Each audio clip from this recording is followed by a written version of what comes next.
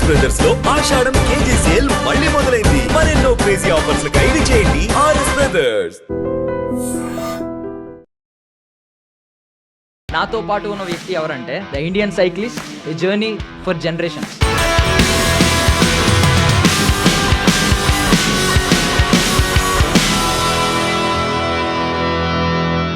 Travel చేయాలంటే కూడా అంత ఈజీ కాదు. అసలు ఏంటి మీకు ధైర్యం ఎక్కడి నుంచి వచ్చింది, ఈ ఆలోచన ఎక్కడి నుంచి వచ్చింది? తలుచుకుంటే భయం అవుతుంది నాకు. ఆ కొండలు ఒక్కసారి ఎక్కిన తర్వాత 1,00,000 రూపాయలు ఎన్ని పడిపోయినాయి, నువ్వు పోయి మళ్ళీ తొక్కకుండా పైకి రావాలి అని అంటే పోతే పోయినాయి 1,00,000 రూపాయలు అనే అంత టఫెస్ట్ జర్నీ ఇది. యూట్యూబే ఒక పెద్ద ప్లాట్ఫామ్, ఒక ఇంపాక్టింగ్, చాలా మందిని ఇంపాక్ట్ చేసే ప్లాట్ఫామ్ అవుతుందని మీరు ఎలా గెస్ట్ చేయగలిగారు? ఫాదర్ చనిపోయిన తర్వాత మైండ్ చాలా స్ట్రెస్ఫుల్గా ఉంటే ఎటైనా వెళ్తే కొంచెం ఫ్రీ అవుతుంది కదా అని. ఎప్పుడైనా వదిలేద్దాం, ఆగిపోదాం, ఎంతకాలం ఇలా అని ఎప్పుడు అనిపించలేదా? ఒక క్వశ్చన్. చావు అనేది ఎక్కడ పోయినా వస్తుంది. బైక్ మీద పోయేటోడికి వస్తుంది, రోడ్డు పక్కన నడుచుకుంటూ పోతాంటే వెనకకి లారీ వచ్చి గుద్ది తెచ్చుకుని చాలా మంది ఉన్నారు. సో ట్రైబల్ పీపుల్ నుంచి మొదలు పెడితే మీరు ఎలాగంటే వాళ్ళని ట్యాకిల్ చేయడం అనేది ఒక టాస్క్. స్టార్టింగ్ ఎలాగ వాళ్ళకి ఏంటంటే ఒక క్యూరియాసిటీ వస్తుంది. నేను సైకిల్ పైన ఎవరు సైకిల్ ఏంది, ఇట్లా సైకిల్ మీద ఏడుకొచ్చిండు, స్కిన్ చూస్తే వేరే కలర్ ఉంది, ఫస్ట్ వాళ్ళే వస్తారు మన దగ్గరికి. నేను గుర్రం పాద తాగిన, ఒకసారి పాము తినాల్సి వచ్చింది, మొత్తం పాము మొత్తం, కొన్నిసార్లు తేలు. మీరు రియల్గా సౌత్ కొరియా పీపుల్ చూసినప్పుడు నిజంగా వాళ్ళ స్కిన్ అంత అద్భుతంగా ఉందా? వాళ్ళని చూడగానే అమ్మా ఇంత అందమైన అజంతా శిల్పాలు ఈ ప్రపంచంలో ఎక్కడా లేదు అని అనిపించిందా? తెర పైన కనబడే బొమ్మలను చూసి మోసపోకండి, తెర వెనుక బొమ్మలు వేరే ఉంటాయి. Please dear girls, Indian boys వద్దు, మాకు కొరియన్ బాయ్స్ కావాలని చెప్పి వాళ్ళ బయోల్లో కూడా పెట్టుకుంటున్నారు వాళ్ళందరూ. ప్లీజ్ దయచేసి ఇది ఒక్కటి వినండి. భగీరథుడు ఎలా పరిచయం అయ్యాడు? అలా ఎక్కడ ఫస్ట్ మీట్ ఎక్కడ? మేఘాలయలో రెయిన్బో వాటర్ ఫాల్స్ అని చెప్పేసి ఒకటి ఉన్నది. ఫుల్గా ఎంజాయ్ చేస్తాను. సడన్ గా పెద్ద లోయలోకి పరిగెట్టుకుని కిందికి వెళ్ళిపోయాను. చూస్తే వాడు కనబడతలేడు. బగీరా బగీరా అని చెప్పేసి పిలుతానా అని. ఇక నా పని అయిపోయింది, వీడు చచ్చిపోయిండు. ఇంకా అసలు ఏంటి మీ గోల్, ఏంటి మీ డ్రీమ్ ఏంటి? ఇప్పుడైతే ఇది అచీవ్ చేశారు, ఎంతో మందికి సాధ్యం కాని అచీవ్మెంట్ ఇది. 2 years క్రితం నుండి తను స్టార్ట్ చేస్తే మీకు ఓకేనా అని అంటే నేను నా మీద బుక్ రాయడం ఏంటిది. చైనా వాళ్ళు కొంచెం డిసిప్లైన్గా ఉంటారు, వాళ్ళు కొంచెం చాలా డిసిప్లైన్గా ఉంటారని వింటాం.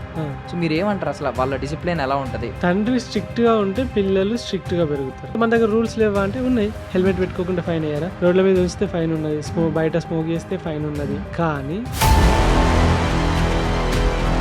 యుఎస్లో ఒక అతన్ని ఎందుకు వచ్చిర్రా మీరు, లైక్ వెళ్ళిపోండి అది ఇది అని చెప్పేసి అని అన్నాడు. రేసిజం ఇండియాలో లేదా? రేసిజం ఇండియాలో ఉంది బ్రో, ఎట్లా చెప్పాలా?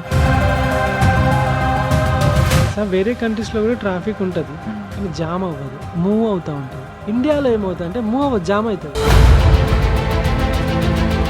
మీకు తెలుసా కొరియాలో ఒక బోర్డు పెట్టారు, Indians are not allowed to pub. వాళ్ళకి ఎంత బల్బ్ ఉండాలి? ఎందుకు అలా? నువ్వు మీ గర్ల్ ఫ్రెండ్ తీసుకొని పబ్కి పోయినా, నీకు తెలుసు మనల్ని సుక్క పడితే ఏం చేస్తారు వాళ్ళు. వేరే కంట్రీస్లో కూడా ఎవరైనా ఒకటి మన పైన రేసిజం చూపెడుతున్నాడు అని అంటే ప్రాబ్లము మనం క్రియేట్ చేసిందే. నాన్ వేషన్ గురించి వద్దాం. ఏంటి ఇప్పుడు నాన్ వేషన్కి మీకు యూట్యూబ్లో ఇంతవరకు ఒక్క వీడియో కూడా చూడలేదు అతనిది. ఇప్పుడు ఇండియన్ హెరిటేజ్ అంతటిని మీరు ఎక్స్ప్లోర్ చేసినప్పుడు ఏది మిమ్మల్ని బాగా షాక్ చేసింది? ఇండియా ఒక్కటి, మిగతా 190 సంథింగ్ 6 దేశాలు, అవన్నీ 195 దేశాలు ఒకటి తెలుసా. కానీ మన దేశంకి టూరిజం తక్కువ. ఎందుకు? మొన్న బ్రెజిలియన్ అమ్మాయి వస్తే ఆమెని చంపేసారు. బ్రెజిలియన్ కపుల్ వస్తే ఇద్దరు క్యాంప్ వేసుకుంటే పాపం రాత్రి వాడిని కొట్టి ఆమెను 4-5 కలిసి బీహార్ సైడ్ ఒకసారి రేప్ చేసేసారు. అటెన్షన్ ప్లీజ్, శ్రోతల కోసం, వీక్షకుల కోసం ఒక అద్భుతమైన ఇంటర్వ్యూతో నేనైతే మీ ముందుకు వచ్చాను అనమాట. Ladies and gentlemen, welcome to iDream media. నేను ప్రియదర్శన్. నాతో పాటు ఉన్న వ్యక్తి ఎవరంటే ఆయన సైకిల్ పట్టుకుని సీదా ప్రజల మనసుల్లోకి వెళ్ళిపోయాడు అనమాట. ఒకప్పుడు పెట్రోల్ బంకుల్లో ట్రైబల్ ఏరియాల్లో పడుకున్న వ్యక్తి తర్వాత తెలుగు వాళ్ళు చాలామంది అతనికి గుండెల్లో చోటిచ్చారు.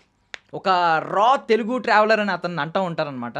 ఇంకో అతని మీద ఒక బుక్ కూడా రాబోతుంది, the Indian cyclist, A journey for generations. ఆయనే రంజిత్ అనమాట. రంజిత్ ఆన్ వీల్స్ చాలామందికి తెలుసు. నాతో పాటు ఉన్నారు, మాట్లాడేద్దాం. హాయ్ భయ్యా, hi bro, how are you? బాగున్నారా? Super. So first of all చాలా హ్యాపీగా ఉంది. అంటే వీడియోస్లో, ఇన్స్టాగ్రామ్లో, సోషల్ మీడియాలో, ఫేస్బుక్లో రకరకాల చోట్ల చూస్తున్నాం. Yeah. సో ఈరోజు స్టూడియోలో చూడడం చాలా ఆనందంగా ఉంది. సో భగీరథ్ మాత్రం మిస్ అయ్యాం. భగీరథ్ నేను కూడా ప్రతిరోజు మిస్ అవుతూ ఉంటా, యా. ఎందుకంటే వాడితో జర్నీ చేశాను కదా. ఇక్కడికి తీసుకొస్తే బాగుండేది, బట్ ఎక్కువసేపు ఉండడాడు. నాలాగనే ఇక్కడికి వెళ్దాం పద డాడీ అంటాడు. Super super. So first of all ఎక్కడి నుంచి మొదలు పెట్టాలో కూడా అర్థం కావట్లేదు. అంటే మీరు తిరిగిన ఇప్పుడు 2 కాంటినెంట్స్ కవర్ చేశారు. ఇప్పుడు 7 ఖండాల్లో 2 ఖండాలు కవర్ చేశారు. మిగిలిన 5 ఖండాలు కూడా నాకు తెలిసి కవర్ అయిపోతా ఉంటాయి. స్టార్ట్ అయింది కాబట్టి జర్నీ ఇప్పుడు బాగా పుష్ అవుతుంది. కానీ బట్ ఇనీషియల్ పాయింట్ నుంచి అడుగుతున్నాను, అసలు ఏంటి మీకు ధైర్యం ఎక్కడి నుంచి వచ్చింది, ఈ ఆలోచన ఎక్కడి నుంచి వచ్చింది, ఈ తెగువ, ఐ మీన్ ఒక కొత్తదనం ఇది అంతా. అవును, పైగా ఇది ట్రావెల్ చేయాలంటే కూడా అంత ఈజీ కాదు. చేతిలో పైసా ఉండాలి, దానికి తోడు దిమాక్ ఉండాలి, దిల్ ఉండాలి, ఒక దాన్ని ఏమంటారు ధైర్యం ఉండాలి. ఇవన్నీ ఎక్కడ మూట కట్టుకున్నారు, ఎక్కడ మొదలైంది ఇనిషియల్ పాయింట్? అంటే ఈ కరేజ్ ఇది అంతా ఏంటి అని అంటే, చిన్నప్పటి నుండి మనం పడ్డ స్ట్రగుల్స్, మనం ఫేస్ చేసిన ప్రతి ఒక్కటి కూడా ఉన్నాయి. అండ్ చిన్నప్పటి నుండి లైక్ నా లైఫ్ స్టార్ట్ అయింది కూడా స్ట్రగుల్స్ తోటి స్టార్ట్ అయింది. As a lower middle class ఫ్యామిలీలో, ఒక ఫ్యామిలీలో ఎలా ఉంటారు, ఎలా బ్రతుకుతారు అనేది మీరు చూడండి. ఒక మంచి టాప్ క్లాస్ మంచి రిచ్ ఫ్యామిలీలో ఒకడు చిన్న పిల్లగాడు, వాడు ఎగ్జామ్లో ఫెయిల్ అయినా, చిన్నగా ఏమైనా అయినా కూడా ఏమైనా టక్కున ఊరేసుకుంటాడు, సూసైడ్ చేసుకుంటాడు. ఎందుకంటే వాడికి అదే పెద్ద కష్టంలాగా కనిపిస్తుంది. కానీ మనం లైక్ ఎలా ఉంటుందంటే, మనం చిన్నప్పటి నుండి వాడు తిట్టి వీడు కొట్టి అట్లా చేసి ఇట్లా చేసి ప్రతి దానికి స్ట్రగుల్ అయ్యి, మనం ఏం కొనాలన్నా ఏం తీసుకోవాలన్నా, ఒక పండగ బట్టలు కొనాలన్నా తల్లిదండ్రుల నుండి సాధించుకోవాలి, నాకు కొని అని చెప్పేసి. సో ఇట్లా ప్రతి ఒక్కటి స్ట్రగుల్, ఈ స్ట్రగుల్స్ తోటి స్టార్ట్ అయిన నా జర్నీ మెల్లిమెల్లిగా హాస్పిటల్లో కొంతమంది స్టోరీస్ చూసి వాటి నుండి ఇన్స్పైర్ అయ్యి తర్వాత ఈ రైడ్ స్టార్ట్ చేశాను. అండ్ లైక్ ఈ రైడ్ అనేది స్టార్ట్ చేసిన తర్వాత ఎప్పుడు కూడా ఆపాలి అని చెప్పేసి ఎప్పుడు అనిపించలేదు. యాక్చువల్గా ఏంటంటే, నేను చిన్నప్పుడు మనము లైక్ తెలుగు మీడియంలో ఒక పద్యం ఉంటుంది, ఆరంభించరు నీచ మానవులు విఘ్నాయాస సంత్రస్తులై, ఆరంభించిన పరిత్యజించరు విఘ్నాయత్తులై ధీరులు అని చెప్పి ఇట్లా ఒక 4 లైన్లు ఉంటాయి. అంటే మనుషులు ఏదైనా పనిని కొంతమంది అసలు స్టార్టే చేయరు, అనుకుంటారు అంతే, నేను అది కావాలి ఇది కావాలి ఇది చేయాలని చెప్పేసి అనుకుంటారు, చెయ్యరు. కొంతమంది మధ్యములు అంటే కొంతమంది స్టార్ట్ చేస్తారు, మధ్యలోనే వదిలిపెడతారు. కొంతమంది ఉంటారు స్టార్ట్ చేస్తారు, ఇంకా అది అయిపోయేదాకా వదిలిపెట్టరు. సో ఏంటంటే అప్పుడు అనిపించేది నాకు, ఏదైనా పని స్టార్ట్ చేస్తే దానిలో మనము ఎప్పుడు కూడా మధ్యలో గివప్ ఇవ్వకూడదు. ఇస్తే మనం ఓడిపోయిన దాని కిందకే లెక్క. ఆ చిన్నప్పటి నుండి ఏదైనా స్టార్ట్ చేసిందంటే కంపల్సరీ దాన్ని ఎండ్ వరకు పోయేదాకా ట్రై చేసేవాడిని నేను. సో ఆ తెగువ అవన్నీ ఏవైతే ఉన్నాయో ఇక్కడి దాకా తీసుకొచ్చి ఇన్ని దేశాలు ఒక్కసారి, ఈవెన్ నాకు ఈ 15 కంట్రీస్ ఏవైతే ఉన్నాయో ఇప్పుడు స్టార్ట్ చేయాలి, ఇవన్నీ తిరగాలి అని ఇప్పుడు స్టార్టింగ్ అనుకో నేను చేయకపోయాను. ఎందుకంటే లైక్ అది తలుచుకుంటే భయం అవుతుంది నాకు. ఆ కొండలు ఒక్కసారి ఎక్కిన తర్వాత ₹1,00,000 వెనక ఉన్నాయి, పడిపోయినాయి, నువ్వు పోయి మళ్ళీ తొక్కుకుంటా పైకి రావాలి అని అంటే పోతే పోయినాయి ₹1,00,000 అనే అంత టఫెస్ట్ జర్నీ ఇది. రైడ్ సైకిల్ పైన ఆ పుషింగ్ ఉంటుంది కదా, ఆ 50 కిలోస్ సైకిల్ పైన లగేజ్ని నేను పుష్ చేసుకుంటా, ఎండలో చెమటలు కారుతుంటే ఆ పుషింగ్, హార్డ్ పుషింగ్, ఆ స్నోలో సైకిల్ పైకి వస్తూ ఉంటే అవన్నీ లైక్ ఆలోచించడానికి కూడా చాలా భయంకరంగా ఉన్నాయి నాకు ఇప్పుడైతే. సో మీరు నాకు తెలిసి మీరు ఫాలో అయ్యే స్లోగన్ కూడా వెళ్తే ముందుకే వెనక్కి తిరిగి చూసుకోవద్దు, అంతే, వెన్ను తిరగొద్దు వెళ్తే ముందుకే అనే స్లోగనే ఫాలో అవుతున్నారు మీ లైఫ్ మొత్తం. వెన్ను తిరిగితే ఓడిపోయినామని ప్రతి ఒక్కరు లైక్ మాట్లాడుతూనే ఉంటారు. మనం స్టార్ట్ చేసాం కదా, లాస్ట్ వరకు వెళ్తే ఫస్ట్లో చాలా అంటారు కదా, ఎడ్యుకేషన్ యొక్క రూట్ బిటర్గా ఉన్న ఫ్రూట్ చాలా స్వీట్గా ఉంటుంది అని చెప్పి. ఏం చదువుకున్నారు మీరు? నాది డిప్లొమా బ్యాచిలర్ మాస్టర్ ఫార్మసీ అయిపోయింది. ఓకే, ఇప్పుడు బేసికల్లీ ఇప్పుడు దాకా చెప్పిన రంజిత్, మా ఎదురుగుండా కనిపిస్తున్న రంజిత్, ఈ లక్షణాలన్నీ రావడానికి చిన్నప్పటి నుంచి పడిన కష్టాలన్నీ కారణం. కానీ ఈ యూట్యూబ్ ఛానల్లో ఇలా స్టార్ట్ చేయడానికి ఒక 4 ఏళ్ల క్రితం నుండి మిమ్మల్ని చూస్తున్నాం. దీనికి కారణం ఏంటి? యూట్యూబ్లోకి రావాలి, ఇలా యూట్యూబ్ క్రియేటర్ అవ్వాలి, యూట్యూబే ఒక పెద్ద ప్లాట్ఫామ్, ఒక ఇంపాక్టింగ్, చాలా మందిని ఇంపాక్ట్ చేసే ప్లాట్ఫామ్ అవుతుందని మీరు ఎలా గెస్ట్ చేయగలిగారు? నేను యాక్చువల్గా నా రైడ్ స్టార్ట్ చేసినప్పుడు నాకు యూట్యూబ్లో వీడియో ఎడిటింగ్ కూడా తెలియదు. ఈవెన్ నాకు యూట్యూబ్లో వీడియో పెడితే మానిటైజేషన్ ఆన్ చేయాలని కూడా తెలియదు. డంబ్ అయితే నేను ఈ యూట్యూబ్ చేయాలి ఇదంతా రాలేదు. నేను ఇట్లా ఇంట్లో ఫాదర్ చనిపోయిన తర్వాత మైండ్ చాలా స్ట్రెస్ఫుల్గా ఉంటే ఎటన్నా బయటకి 2020 జూలై 25th ఇక మైండ్ బాగా లైక్ కొంచెం స్ట్రెస్ఫుల్గా ఉంటే ఎటన్నా వెళ్తే కొంచెం ఫ్రీ అవుతుంది కదా అని బైక్లో అయితే పెట్రోల్ పోయాలి, కార్లో అయితే ఇంకా అంత సీను లేదు. అండ్ ఇంకా ఈ వెహికల్స్ ఇవన్నీ కష్టము. ఇటనే వెళ్దాం కొంచెం ప్రశాంతంగా. ఇప్పుడు మన ఈ సినిమా ఉంటుంది చూసారా మీరు, ఎవడే సుబ్రహ్మణ్యం సినిమాలో అతను విజయ్ దేవరకొండ చెప్తాడు చూస్తారా, అవి నాకు ఇంపాక్ట్ అనిపించినాయి ఒకనొక టైంలో. అది గుర్తొచ్చింది అన్నట్టు. ఇలా పోవచ్చా అని చెప్పేసి ఆలోచించి ఎట్లా పోతే బాగుంటుంది అనుకొని, సరే ఒక చిన్న సమాజానికి మెసేజ్ లాగా ఉంటుంది. అంటే నేను ఈ ప్రపంచం తిరుగుతాను స్టార్ట్ చేయలేను, నేను ఒక చిన్న ట్రిప్ వేసి వస్తాను స్టార్ట్ చేసిన. సో అట్లా హైదరాబాద్ నుండి కన్యాకుమారి వరకు ఒక సైకిల్ తీసుకొని దాని మీద టెంట్ వేసుకొని గ్యాసు గిన్నెలు అవి వేసుకొని సోలార్ ప్యానెల్ వేసుకొని దానికి ఒక బ్యాటరీ పెట్టుకొని కొన్ని బట్టలు పెట్టుకొని ఇక కొన్ని కూరగాయలు అవి బియ్యం అవి పెట్టుకొని జస్ట్ ఒక లైక్ నోమాడ్ లాగా ఇట్లా బయలుదేరిన అంతే.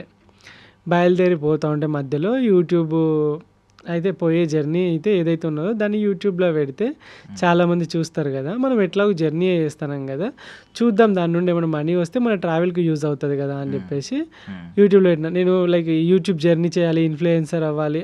అప్పుడు ఆ 5 years క్రితం ఇదంతా ఏం లేదు కదా, ఇంత ఈ హైపులు ఇవేం లేవు కదా. యూట్యూబ్ అంటే యూట్యూబ్ అంతే, అప్పుడు ఇంటర్నెట్లు కాస్ట్లీ అన్నీ అంతే అని చెప్పేసి ఒక చిన్న GoPro Hero 7 తీసుకొని OnePlus మొబైల్ తీసుకొని OnePlus మొబైల్లోనే మొత్తం ఎడిట్ చేసిన. 2 years OnePlus మొబైల్లోనే ఎడిట్ చేసిన నేను, మొబైల్లో అంతే, ఏ లేదు.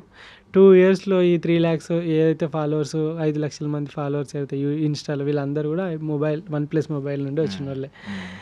సో దానిలో పెట్టి ఆ యూట్యూబ్లోనే కైన్ మాస్టర్లో ఎడిటింగ్ ఎట్లా వేయాలో నేర్చుకొని ఆ వీడియోలు అందులో పెట్టుకుంటే రైడ్ స్టార్ట్ చేసిన తర్వాత ఫస్ట్ రైడ్కి 12,000 వచ్చి మానిటైజేషన్ అయ్యి 12,000 వచ్చి, నెక్స్ట్ రైడ్లో మళ్ళీ ఒక 32,000 సంథింగ్ ఏదో వచ్చి, ఆ నెక్స్ట్ రైడ్లో ఇక 1,00,000 రూపాయలు అట్లా జనరేట్ అవ్వడం స్టార్ట్ అయిన తర్వాత అరే ఇదేదో బాగుంది కదా, మనం ఎట్లాగో అంటే అప్పుడు నేను ఆలోచించిన, చలో ఈ లైఫే దీన్ని ఇట్లనే కంటిన్యూ చేస్తే ఎలా ఉంటుంది, మనకు నచ్చిన పని చేస్తున్నాం, ఫిజికల్గా ఫిట్ ఉంటున్నాం, అందరికీ ఇన్స్పిరేషనల్గా ఉంటుంది. అదేవిధంగా నచ్చిన పనిలో నీకు కొంచెం నువ్వు తిరుగుకుంటే పైసలు వస్తున్నాయంటే ఇంకా హ్యాపీ కదా. సో యూట్యూబ్ని ఫుల్ ప్లెడ్జ్డ్గా తీసుకుందాం అని చెప్పేసి అప్పుడు యూట్యూబ్లో వీడియోస్ కంటిన్యూగా రోజు పెట్టడం స్టార్ట్ చేసిన. సూపర్. అట్లా అంటే నేను మీ కమెంట్స్ చదువుతున్నాను, అంటే మీకు డబ్బులు కూడా లక్షల్లో ఇవ్వడానికి రెడీగా ఉన్నారు చాలా మంది జనం. ఏంటి అంటే నిజం ఫ్రాంక్గా అడుగుతాను, తప్పుగా అనుకోకండి, ఏమన్నా లక్షలు ఏమైనా వెనకేసుకున్నారా? లక్ష మీకు అంటే ఇంట్లో ఉంటే ఆ వచ్చిన లక్షల్ని వెనకేయచ్చు. ట్రావెల్లో ఉంటాం కదా, ట్రావెల్లో రోజు ఫుడ్ తినాలి, రోజు 2 రోజులకు 3 రోజులకు ఒకసారైనా హోటల్ తీసుకోవాలి, ఎందుకంటే స్నానం చేయాలి, అండ్ సెల్ పవర్ బ్యాంకు కెమెరాలు అన్నీ ఛార్జింగ్ పెట్టించుకోవాలి, అండ్ ఇంకా వైఫై కావాలి ఎందుకంటే వీడియోస్ అప్లోడ్ చేయడానికి. సో వీటన్నిటి కోసం రూమ్ కంపల్సరీ 2 daysకో 3 daysకో ఒకసారి రూమ్ అయినా తీసుకోవాలి. అండ్ ఒకవేళ ఫ్లై అవ్వాల్సి వస్తే ఫ్లైట్కి సైకిల్కి రెండింటికి డబ్బులు కావాలి, అండ్ ఇంకా వీసాలకి కావాలి, వీటన్నిటికీ డబ్బులు కావాలి కదా. సో కాబట్టి నాకు వెనకేయడం అనేది ఎప్పుడు లేదు ఇంతవరకు. అదే మిమ్మల్ని నేను చూస్తున్నాను కదా, అబ్జర్వ్ చేస్తుంటే ఇంకా గ్రౌండెడ్గానే ఉన్నారు. ఈ పాటికి అదే ఎవరన్నా ఈ మైండ్ సెట్ ఉంటే, కూడబెట్టుకోవాలనే మైండ్ సెట్ ఉంటే ఈ ఫాలోవర్స్ తోటి కోట్లు చంపేయచ్చు. అవును. అంటే మోర్ ఓవర్ ఏంటంటే చాలా చోట్ల వింటూ ఉంటాం కదా, చెమట వచ్చి సంపాదించాను ఇలాంటి డైలాగులు సినిమాల్లో. మీరు చెమటతో పాటు మజిల్స్ కరిగించి మరీ సంపాదిస్తున్నారు. బట్ యాక్సిడెంట్ ఇలాంటివి చిన్న చిన్న చూసాం, అంటే మీకు ఏదైనా ఫ్రాక్చర్ అయినా ఇలాంటిదైనా ఈవెన్ ఎక్కువ తొక్కితే ఇక్కడ అరిగిపోయే ప్రమాదం ఉందని కూడా వింటూ ఉంటాం. సో ఇలాంటివన్నీ చూస్తున్నప్పుడు ఎప్పుడైనా డిమోటివేషన్ కొంచెం లో ఫీల్ అయ్యి వదిలేద్దాం, ఆగిపోదాం, ఎంతకాలం ఇలా అని ఎప్పుడు అనిపించలేదా? ఒక క్వశ్చన్, మీకు ఒకవేళ మీకు ఇష్టమైన వ్యక్తితోటి మీరు ఉన్నప్పుడు చాలా హ్యాపీగా ఫీల్ అవుతారు, అంతే కదా. అంతే. సో వాళ్ళ కోసం వెయిట్ చేస్తున్నప్పుడు ఆ క్షణం చాలా గంటలా గడిచిపోతూ ఉంటుంది కదా.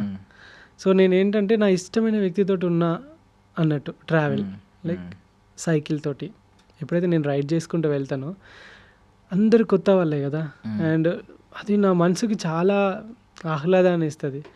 ఓకే ఏమనుకుంటా అంటే ఈ క్షణం ఇప్పటితో అయిపోతుంది. ఒకవేళ అలాంటి సిచ్యువేషన్ వచ్చినప్పుడు ఈ క్షణం ఇప్పటితో అయిపోద్ది, ముందుకు వెళ్ళిపోతాం. ఎట్లాగో నువ్వే ముందుకు వెళ్ళిపోతావు, నువ్వే తొక్కాలి. నువ్వు ఏం ఆలోచనలు చేసుకున్నా, నువ్వు ఏం చేసుకున్నా నువ్వు చేసేది ఏం లేదు. మధ్యలో నేను ఎట్లాగో ఆపనని నా మైండ్కి ముందే సర్ది చెప్పుకున్నా. ఫస్ట్ ఆఫ్ ఆల్ ఏంటంటే మన మైండ్కి మనం సర్ది చెప్పుకోవాలి. సర్ది చెప్పుకున్నాం అనుకోండి ఈజీగా మనం చేసేయగలుగుతాం. అలా ఎప్పుడు కూడా నేను ఆపేయాలి అని చెప్పేసి అనిపించలేదు. ఎందుకంటే నాకు ఇష్టమైన ఈ ప్రొఫెషన్. ఇప్పుడు మీరున్నారు ఇక్కడ కూర్చున్నారు, కొత్త కొత్త వ్యక్తులను కలుస్తున్నారు, ఇంటర్వ్యూ చేస్తారు, వాళ్ళు తెలుసుకుంటారు, ఇంటరాక్ట్ అవుతుంది, ఫ్రెండ్స్ అవుతారు, తర్వాత యూజ్ అవుతుంది, ఇవన్నీ ఉంటాయి. లేదు మీరు రోజు ఇక్కడే కూర్చొని ఒకటే వ్యక్తితోటి రోజు మాట్లాడాలి అని అంటే మీకు ఎంత చిరాకు లేస్తుంది. అంటే కొత్త వాళ్ళు మారుతా అంటే మీకు ఎగ్జైటింగ్ ఉంటుంది, ఎట్లయితే ఉంటుందో సేమ్ అలానే కొత్త ప్లేస్, కొత్త కంట్రీ అండ్ కొత్త పీపుల్ చాలా ఎగ్జైటింగ్ ఉంటాయి. ఒక్కొక్క బ్యూటీ, నేచర్ ఎంత బ్యూటిఫుల్గా ఉంటుంది.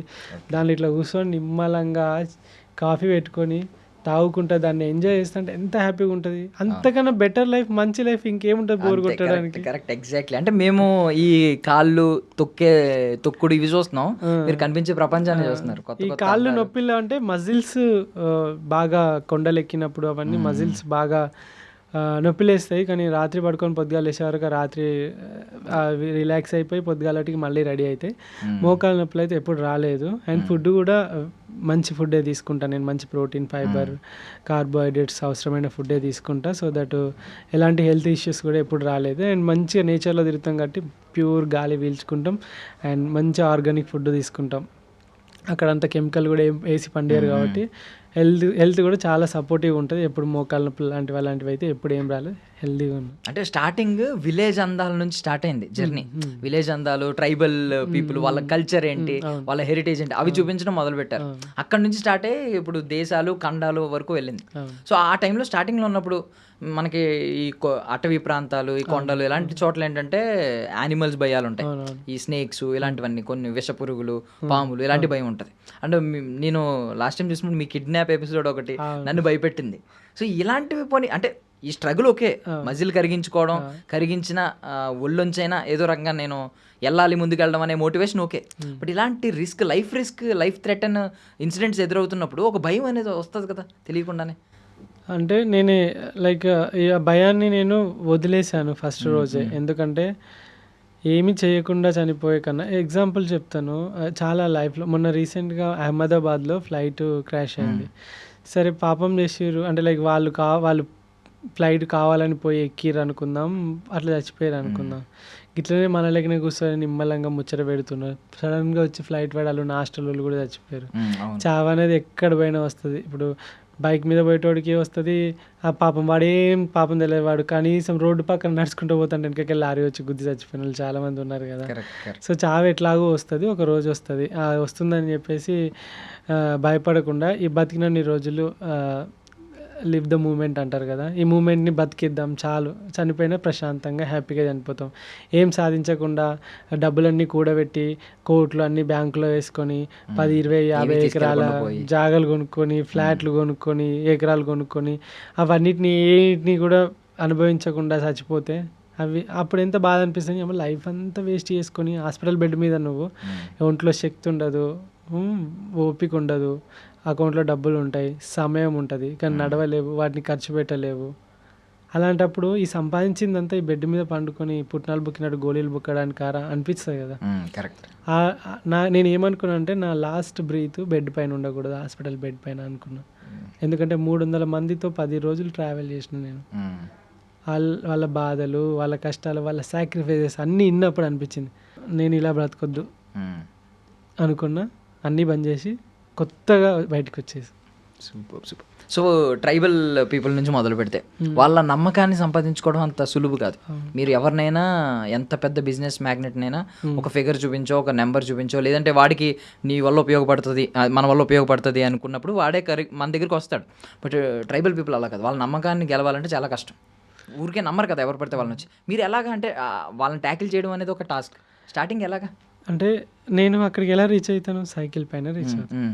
ఎప్పుడైతే సైకిల్ పైన రీచ్ అవుతానో వాళ్ళు ఆ సైకిల్ చూస్తారు. ఫస్ట్ ఏంటంటే నేను ఒక మంచిగా షర్ట్ ప్యాంటు టీ షర్ట్ వేసుకొని వాళ్ళ దగ్గరికి వెళ్ళిపోయాను అనుకోండి, ఒక మనిషిలాగా చూస్తారు, అంటే వీడు ఎవడో అన్నట్టు చూస్తారు. వాళ్ళకి ఏంటంటే ఒక క్యూరియాసిటీ వస్తుంది. నేను సైకిల్ పైన ఎవరు వీడు, సైకిల్ ఏంది, ఇట్లా సైకిల్ మీద ఏడుకొచ్చిండు, స్కిన్ చూస్తే వేరే కలర్ ఉంది, వాళ్ళది ఒక స్కిన్ మనది స్కిన్ అట్లా ఉంటుంది. ఎక్కడ ఇదేంది, ఇది అంత ఏందని చూస్తారు. ఫస్ట్ వాళ్ళే వస్తారు మన దగ్గరికి. అలా ఎదుటివాడు మనపైన ఆసక్తి చూపిస్తున్నప్పుడు వాళ్ళతో కలిపోవడం ఈజీ, ఎందుకంటే వాడు మనల్ని తెలుసుకోవాలనుకుంటున్నాడు. మనమే వాళ్ళ దగ్గర ఆసక్తి కలుస్తున్నప్పుడు వాడు నా దగ్గర ఏమో ఉన్నది కాబట్టి వీడు వస్తానని చెప్పేసి అనుకోవడం వేరే. సో ఏంటంటే ఇక్కడ ఏం జరుగుతుందంటే సైకిల్ పైన ఎక్కడో రోడ్ల పైన రైడింగ్ చేసుకుంటే వైల్డ్లోకి వెళ్ళి వస్తూ ఉంటే వాళ్ళకి ఎగ్జైటింగ్ అనిపిస్తుంది. కూర్చొని మాట్లాడినా లేకుంటే వాళ్ళ ఇంట్లోకి పోయినా కూడా వాళ్ళు ఏమైనా ఇచ్చినా కూడా ఏం చేసినా కూడా నాకు పెద్దగా ట్రస్ట్ గెయిన్ చేసుకోవాల్సిన పని ఉండదు బికాజ్ ఆఫ్ సైకిల్. అక్కడ అలాంటి ఏరియాల్లో ఏదైనా అద్భుతమైన ఫుడ్ తిన్న ఫీలింగ్ ఇప్పటికైనా ఉందా? వాళ్ళ ఫుడ్ ఎలా ఉంటుందంటే మన లెక్క ఇక మసాలాలు ఉండవు, ఉప్పులు ఉండవు, కారాలు ఉండవు. ఒక రా మీట్ ఎట్లుంటుందో అట్లా ఉంటుంది. లైక్ మంగోలియా చూసుకుందాం. మంగోలియాలో నాకు చాలా మంది వండి పెట్టిర్రు. జస్ట్ నీళ్ళల్లో రైస్ వేసిర్రు, మటన్ వేసిర్రు, మటన్ మొత్తం వేసేసిర్రు, మంచిగా ఉడికిచ్చిర్రు, తీసుకొచ్చి పెట్టిర్రు. అది నాకు లైక్ ఎంత రాప్ టేస్ట్. ఇప్పుడు మనం చాలామంది మందు తాగుతారు, ఎగ్జాంపుల్ చెప్తాను, మందు తాగుతారు. ఒక ఒక వోడ్కా అనుకుందాం, దానికి ఒక టేస్ట్ ఉంటుంది, దానికి ఒక ఫ్లేవర్ ఉంటుంది, వాడు తయారు చేసి అక్కడ పెడతాడు.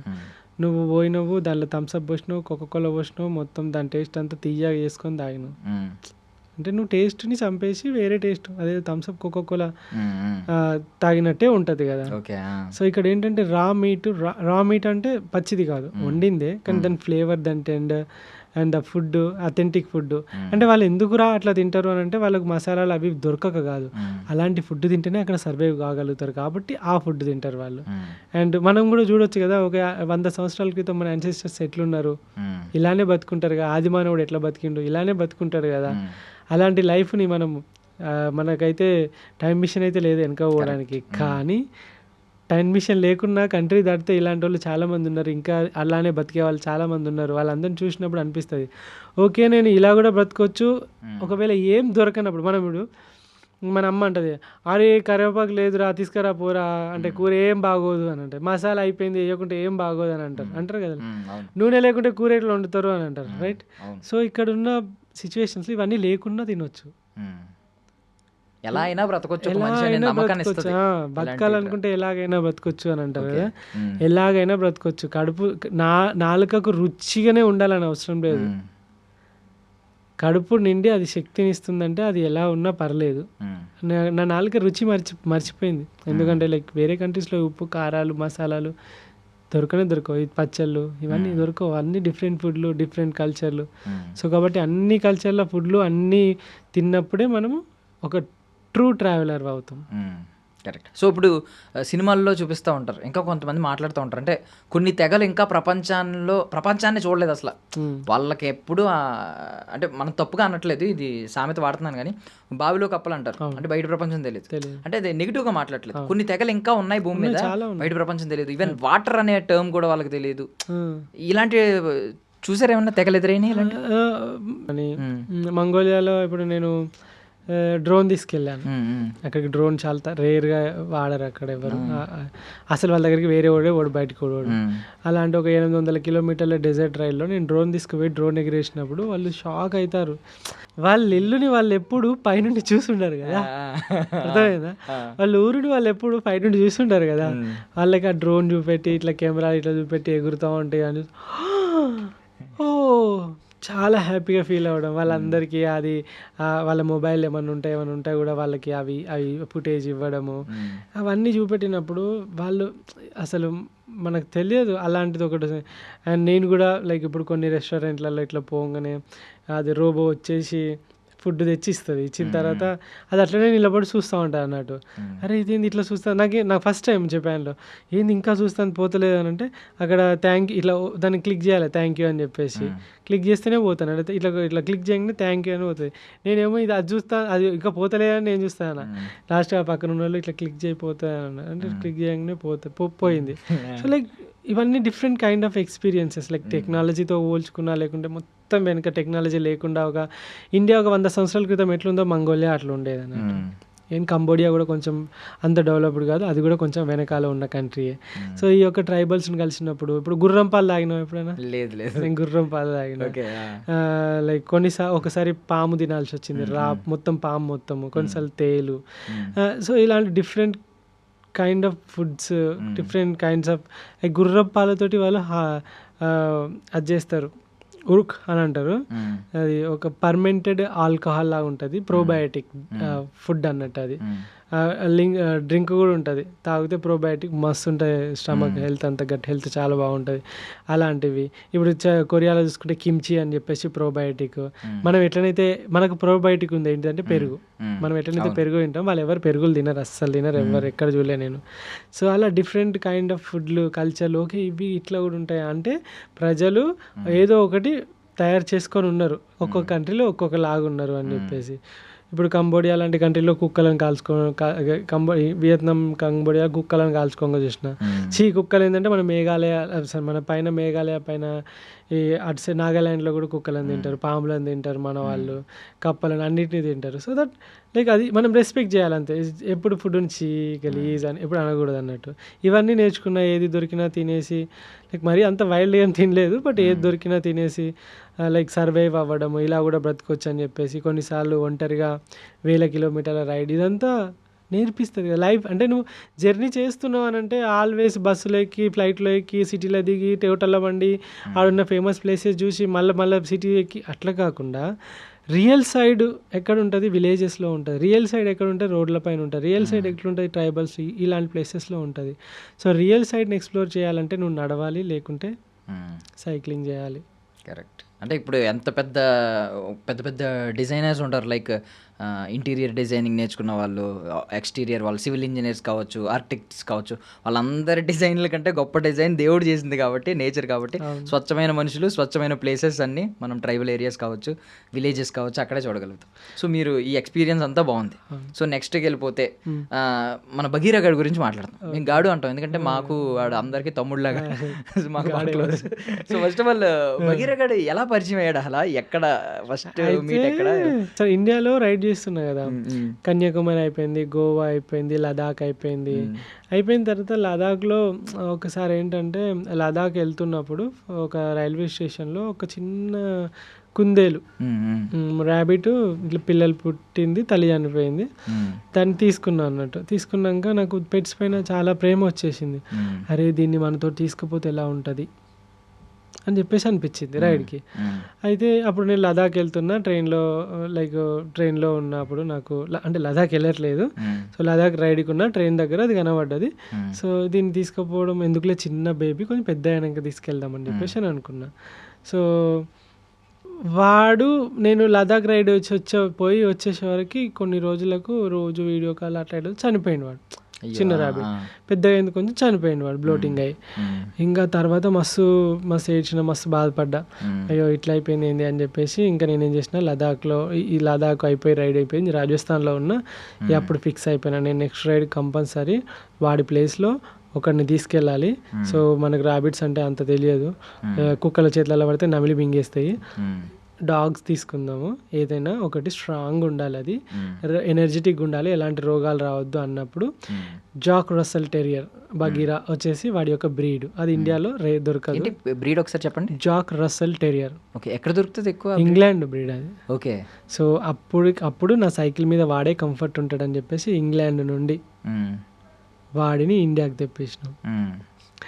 ఇండియాకి తెప్పించి వాడికి 6 months దాకా వాడితోటి ఉండి ఆడుకొని, వాడితో కరిపించుకొని, వాడిని మంచి ఒక కొడుకులాగా మొత్తం చూసుకొని అంతా అలవాటు అయిపోయిన తర్వాత 6 monthsకి వ్యాక్సిన్స్ అయిపోయిన తర్వాత ఏవైతే ఉన్నాయో వ్యాక్సిన్ చేయించి అప్పుడు వాడి కోసం సైకిల్ మీద ఎక్స్ట్రా బెడ్, సైకిల్ మీద మంచి కేజు, తర్వాత వాడి కోసం ఫుడ్డు, మొత్తం మటన్ అంతా మంచిగా ఎండబెట్టి డ్రై మటన్ తీసుకొని వాడికి ట్రీట్స్ లాగా అలవాటు చేసుకొని అదంతా సైకిల్ మీద ఎక్కించుకొని వాడిని 8000 కిలోమీటర్లు 8 స్టేట్లు నార్త్ ఈస్ట్ 6 నెలలు హైదరాబాద్ నుండి China border, Sikkim Nathula pass China border దాకా అవన్నీ సైకిల్ మీద రైడ్ చేసుకుంటూ తీసుకొని పోయినా.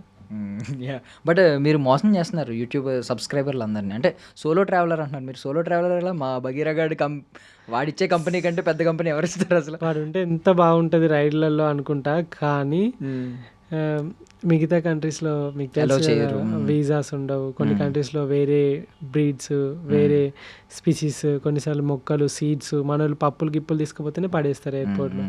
అలాంటి చాలా కష్టాలు ఉంటాయి. అండ్ వాడిని తీసుకెళ్ళిపోయి నేను ఇబ్బంది పెట్టడం ఎందుకు, ఫ్లైట్లో వెళ్ళాలంటే వాడు కింద కార్గోలో 10 గంటలు ఉండాలి. అది నాకు నచ్చలేదు. కార్గోలో ఒంటరిగా ఎంత భయపడతాడు వాడు. ఇంట్లో ఎప్పుడు ఒంటరిగా వదిలిపెట్టలే, ఇంతవరకు వానికి బెల్టేజ్ కట్టేయలేదు ఇంట్లోనే. అలాంటివన్నీ తీసుకుపోవడం నాకు ఇష్టం లేదు. అందుకని చెప్పేసి వాడు ఇంట్లో హ్యాపీగా ఉంటాడు. ఇప్పుడు వాడికి 5 సంవత్సరాలు వచ్చినాయి, మంచిగా వాడు కూడా కొంచెం ఓల్డ్ లైక్ మంచిగా దగ్గరకు వచ్చి మంచి 30 ఏజ్లో ఉన్నాడు వాడు, 35 ఏజ్లో ఉన్నాడు. ఓకే, ఈ టైంలో ఏముంటుంది వాడికి, మంచిగా కృష్ణారామ అనుకుంటే ఇంట్లో. బట్ మన అంటే మీకు ఈ జర్నీ మొత్తంలో వెళ్తున్నప్పుడు చాలా ప్రమాదాలు ఎదురై ఉంటాయి. ఎదురైనప్పుడు మనం ఇప్పుడు డాగ్స్ మనకంటే ముందే పసిగడతా ఉంటాయి అంటారు. అంటే కొన్నిసార్లు అది మిమ్మల్ని ఆపే, అదే ఎవరన్నా మిమ్మల్ని మీ మీద అటాక్ చేయబోతున్నా అది ఆపే సిచ్యువేషన్స్ ఉంటాయి, ఖచ్చితంగా ప్రొటెక్ట్ చేస్తుంది. సమ్ టైమ్స్ ఏంటంటే దానివల్ల మీకు కొన్ని సమస్యలు ఎదురవుతాయి. సో వీటి గురించి ఏమన్నా షేర్ చేసుకుంటారా? వాడు ఎట్లాంటి వాడు అంటే, నేను ఈ గంగలు కలిసిన పైన పర్లేదు, వాడి పని వాడిదే. మేఘాలయలో రెయిన్బో వాటర్ ఫాల్స్ అని చెప్పేసి ఒకటి ఉన్నది. ట్రెక్కింగ్ అరౌండ్ చాలా 20-25 ఉంటుంది కావచ్చు, అప్ అండ్ డౌన్ ఏమో. పోతాను ఇక బెల్ట్ అక్కడ ఏం లేవు, జంతువులకి ఇట్లా ఏం లేవు, బెల్ట్ ఎందుకులే. వాడు మంచి పోరాడు, వాడు మంచి 1 year ఉన్నది వానికి. అప్పుడు ఇక ఫుల్గా ఎంజాయ్ చేస్తాడు. సడన్గా పెద్ద లోయలోకి పరిగెట్టుకొని కిందికి వెళ్ళిపోయాడు. చూస్తే వాడు కనబడతలేడు. వీడు ఎటుపోయినరా, బగీరా అని చెప్పేసి పిలుతానా అని. ఇక నా పని అయిపోయింది, వీడు చచ్చిపోయిండు. ఇంకా వీడిని తీసుకుపోయినందుకు అందరు నన్నే తిడతారు. వానికి ఏమైనా అయితే అందరు వానికి బిగ్ ఫ్యాన్స్ ఉండే. ఇక ఇచ్చా బాబాయ్ అనుకున్నా పోయిండు. వాడు ఏం చూసిండంటే పక్షిని చూసిండు. ఆ పక్షిని పడదామని ఆ లోయలోకి వెళ్ళిపోయిండు. బగీరా అని చెప్పేసి మొత్తుకొని ఆడ కూర్చొని అంటే నేను దిగలేను అల్లకు అలాంటి లోయ. వాడు ఎట్లొచ్చిండో మళ్ళీ వచ్చిండు పైకి. ఇక రాగానే ఒక్కటి వేసిన ఫస్ట్ టైం వాడిని తాడు మడత పెట్టి పట్టా తొడల మీదకి వెళ్ళేసి బాడుకో ఎందుకు పోయినవారు అది అని చెప్పేసి తీసుకొని పెట్టుకొని ఇక వాడిని చేతుల్లే పట్టుకొని ఇక మొత్తం పైకి అంతా ఎక్కేసి తీసుకొని వచ్చింది. అదొకటి. అండ్ మేఘాలయలో ఒక నోకలికాయ్ వాటర్ ఫాల్స్ అని ఒక వాటర్ ఫాల్స్ ఉంటుంది. అది తప్పిపోయినా అన్నట్టు నేను. పొద్దున 10 రమణ అని ఇంకొక తమ్ముడు ఉంటాడు, ఆ తమ్ముడు నేను ఇద్దరం కలిసి, ఆడికి ఎవ్వరు పోరంట. నేను ఆ తమ్ముడు బగిగాడు ముగ్గురం కలిసి పొద్దుగాల 8 గంటలకు పోతే, పొద్దుగాల 8 గంటలకు తప్పిపోతే రాత్రి 12 గంటలకు దొరికినాం మేము. మమ్మల్ని దొరకబట్టడానికి వచ్చిన 3 పోలీస్ బెటాలియన్స్ కూడా తప్పిపోయినాయి. అండ్ అందులో బేర్స్, బెంగాల్ టైగర్స్ అందులోనే ఉంటాయి. బంగ్లాదేశ్ బార్డర్ ఆ పక్కనే. మేము పోయేటప్పుడు పోయినాం వాటర్ ఫాల్ సౌండ్ వినుకుంటా. పైకి వచ్చేటప్పుడు రోడ్ సౌండ్ ఏమి ఉండదు, వాటర్ ఫాలే కదా. ఇంకా పైకి ఎవ్వరికి వస్తలేము. ఆ లోకల్లో ఉన్న, అది కూడా మేము కంప్లైంట్ లోకల్లో ఉన్న, మేము పోయేటప్పుడు ఏం చేసినంటే ఒక బ్యాగ్ ఉండే, ఆ బ్యాగుని తీసుకుపోయి ఒక షాప్ ఉండే, ఆ షాప్లో పెట్టేసి వచ్చేటప్పుడు తీసుకుంటామని చెప్పిన. అక్కడ కొన్ని కొనుక్కున్నాం అన్నట్టు. వాళ్ళు ఓకే అన్నారు. వాళ్ళు ఈ పిల్లగాళ్ళు పోయిర్రు, పొద్దుగలంటే పోయిర్రు, ఇంతవరకు రాలేదు, వీళ్ళు తప్పిపోయినట్టున్నారు అని చెప్పేసి వాళ్ళు కూడా పోలీసు వాళ్ళకి కంప్లైంట్ ఇస్తే పోలీసు వాళ్ళు వచ్చి, వాళ్ళకి సిగ్నల్ ఉండదా పాడలేదా అక్కడ. అమ్మో మమ్మల్ని మొత్తం వాటర్ లేవు, చిత్తడి నేల అన్నట్టు మొత్తం. మీకు తెలుసా చిరపుంజి వచ్చేసి రెయిన్ ఫారెస్ట్, 365 days వాటరే, వర్షం పడుతూ ఉంటుంది. అమ్మో ఆల్రెడీ వింత పురుగులు, జంతువులు. ఇంకా తిండి లేదు, వానికి తిండి లేదు, మాకు తిండి లేదు, నీళ్లు లేవు. వాడు అప్పుడు కూడా దోమలు పడతాడు. దోమలు ఉంటే టక్కున మింగుతాడు. వాడు ఈగలు దోమలు అంటే వాడికి చాలా చెడ్డకి టక్కున పట్టేస్తాడు. అబ్బా వీని ఎందుకు పట్టుకొచ్చినా, ఇంకా ఇలా మా లాస్ట్ డే అనుకున్నాము. కానీ ఫైనల్గా రాత్రి 11-12 గంటలకు పోలీసు వాళ్ళు రెస్క్యూ చేసి పోలీస్ స్టేషన్లో తీసుకుపోయి కింద చాయ్ ఒక బ్రెడ్ ఇస్తే అమ్మ ఎంత హ్యాపీగా అనిపించింది. తిరిగి వచ్చింది. అదైతే మోస్ట్ స్కేరియస్ట్ మూమెంట్ అన్నట్టు. కానీ వాడు అన్ని టైంలలో తోడున్నాడు. కానీ వాడున్నాడని, మీకు మామూలుగా నార్మల్గా బైక్ల పైన సైకిల్ మీద పోతేనే కుక్కలు ఎంబడబడతాయి, అలాంటిది వెనకాల వాడున్నాడని చెప్పేసి ఒకసారి నతులా పాస్ సైడే వెళ్తూ ఉంటే ఒక ఘాటి ఉంటుంది, మొత్తం ఘాటి ఉంటుంది. ఘాటిలో లారీలు పడతాయి అంతే, మిగతా బైకులు ఇట్లా ఏం పడవు. సో ఏంటంటే కుక్కలను ఎంబడి పడి వానికి పీకుతానే వాడిని, అంటే వాని బెడ్ని పీకుతానే వాళ్ళకెళ్ళి. నాకు స్పీడ్ దొక్కుకుంటా ఒక ఇట్లా టర్న్ అవుతా అంటే మొత్తం మన ఫెన్సింగ్ పెడతారు చూసిన దొడ్డుది, అది రాడ్ లాగా అది ఇట్లా పెట్టిరు. నేను అక్కడికి పోయినా అప్పుడే ఆ కుక్కలు ఆడుండే, అక్కడికి పోయినా అప్పుడే లారీ ఇట్లా టర్న్ అవ్వకుండా సైకిల్ని ఇట్లా క్రష్ చేసుకుంటూ వెళ్ళింది. ఆ రోజు నేను చచ్చిపోయాను అనుకున్నా, బగిగాడు చచ్చిపోయాను, నేను చచ్చిపోయాను అనుకున్నా. కానీ సైకిల్ వెనుక ఏమైందంటే వాడు మస్తు మొత్తుకున్నా నేను. ఇంకా వాడు ఇట్లా టర్న్ చేసి ఇదంతా వేస్తే సైకిల్ మన లారీ అవి ఉంటాయి కదా పైన పక్క డోర్లు, అవన్నీ ఇట్లా మన వాడి వెనుక బెడ్ని మొత్తం ఇట్లా దగ్గరికి క్రష్ చేసి పోయింది. ఇక వెంటనే సైకిల్ అక్కడ ఆపేసి, ఇప్పటికీ గుర్తుంది అది, మూవీని తీసుకెళ్ళడం చాలా డేంజరు, కుక్కలు వాడిని చంపేసి ఆగమా అని చేస్తే చేతులారి నేను చంపేసినట్టయితే. అండ్ బగీరా వాడు వచ్చేసి అగ్రెసివ్ బ్రీడ్, చాలా అగ్రెసివ్ బ్రీడ్. వాడు ఇంకా చంపేస్తాడు లేదా చేస్తాడు. ఇప్పటికీ వాడు దగ్గర ఒక 80 మందిని కొరికిండు.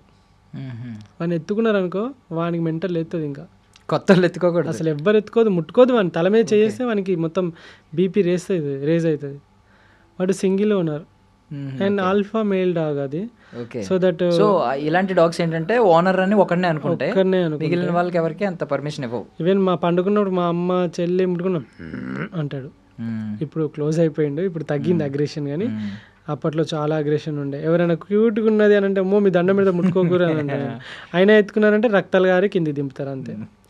ఏంటంటే వాడిని టచ్ చేయాల్సిన ప్లేస్లో వాళ్ళు ఏం చేస్తారంటే ఇట్లా పట్టుకొని పిసికేస్తారు డాగ్స్. అంటే బ్రీడ్ వచ్చేసి హంటింగ్ బ్రీడ్, ఫాక్స్ హంటింగ్ కోసం ఇంగ్లాండ్లో యూజ్ చేస్తారు అన్నట్టు. దీన్ని అంత అగ్రెషన్ ఉన్న బ్రీడ్ ఫాక్స్ హంటింగ్.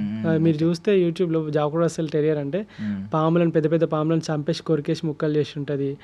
అండ్ ఏనుగుల మీదకి ఫైటింగ్ పోయి ఉంటాయి, యూట్యూబ్లో వీడియోస్ ఉంటాయి. సో ఇక వాడి గురించి చెప్పిన పొద్దున్న దాకా చెప్పిన అయిపోతుంది. వాడు మీకంటే స్ట్రాంగ్, ఇప్పుడు అర్థమైంది నాకు. ఓకే, నేను ఏదో అనుకున్నా కానీ నార్మల్ బ్రీడ్ అని. ఇప్పుడు నువ్వు అన్నావు కదా నేను ఉంటే తెచ్చుకొని పెట్టుకుంటాను, నువ్వు రక్తం కారకుండా దింపేసి ఆడ కూర్చుంటాడు. బట్ వెరీ క్యూట్ అసలు, వాడు నిజంగా చెప్తున్నా వెరీ క్యూట్ ఉన్నాడు అసలు. ఓకే, సో బగీరా గాడి నుంచి బయటకు వచ్చేద్దాం మనం. ఓకే, బాగుంది, ఇప్పుడు దాకా ఇక్కడ దాకా వచ్చారు. అసలు ఏంటి మీ గోల్, ఏంటి మీ డ్రీమ్, ఏంటి? ఏదో ఉంటుంది కదా లైఫ్లో ఇది అచీవ్ చేయాలని. ఆల్రెడీ ఇప్పుడైతే ఇది అచీవ్ చేశారు, ఎంతో మందికి సాధ్యం కాని అచీవ్మెంట్ ఇది. సో మీ మీద ఒకరు బుక్ రాయడం, మీ బయోగ్రఫీ రాయడం అనేది. సో సూర్యతేజ ఆయన. సో ఎన్ని డేస్ పట్టింది రాయడం? ఇది వచ్చేసి పెన్ ఏ స్టోరీ అని చెప్పేసి అది లైక్ యాప్ అప్లికేషను. సో దానిలో ఉన్నది ఇప్పుడు.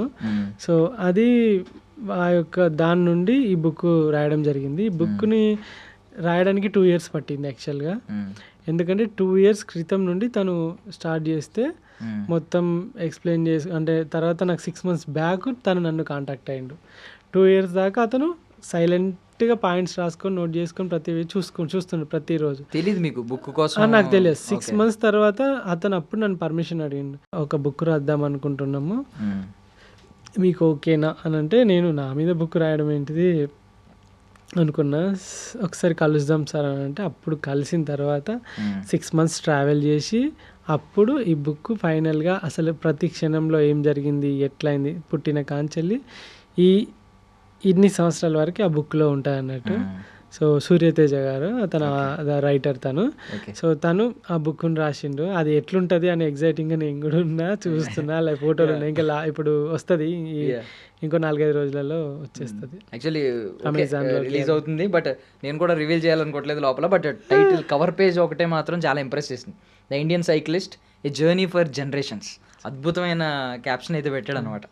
సూపర్. చాలామందికి ఇది లైఫ్ టైం డ్రీమ్, ఒక వాళ్ళ మీద ఒక బుక్ రాయడం ఏంటి, వేరే వాళ్ళు అసలు పెద్ద పెద్ద వాళ్ళకే సాధ్యం. యాక్చువల్లీ ఎవరి బుక్ వాళ్ళు రాసుకుంటారు. అవును. కానీ వేరే వాళ్ళు రాయడం అనేది చాలా గ్రేట్. అండ్ చిన్నపిల్లలు, వీలైతే చిన్నపిల్లలు చదివితే బాగుంటుంది అది.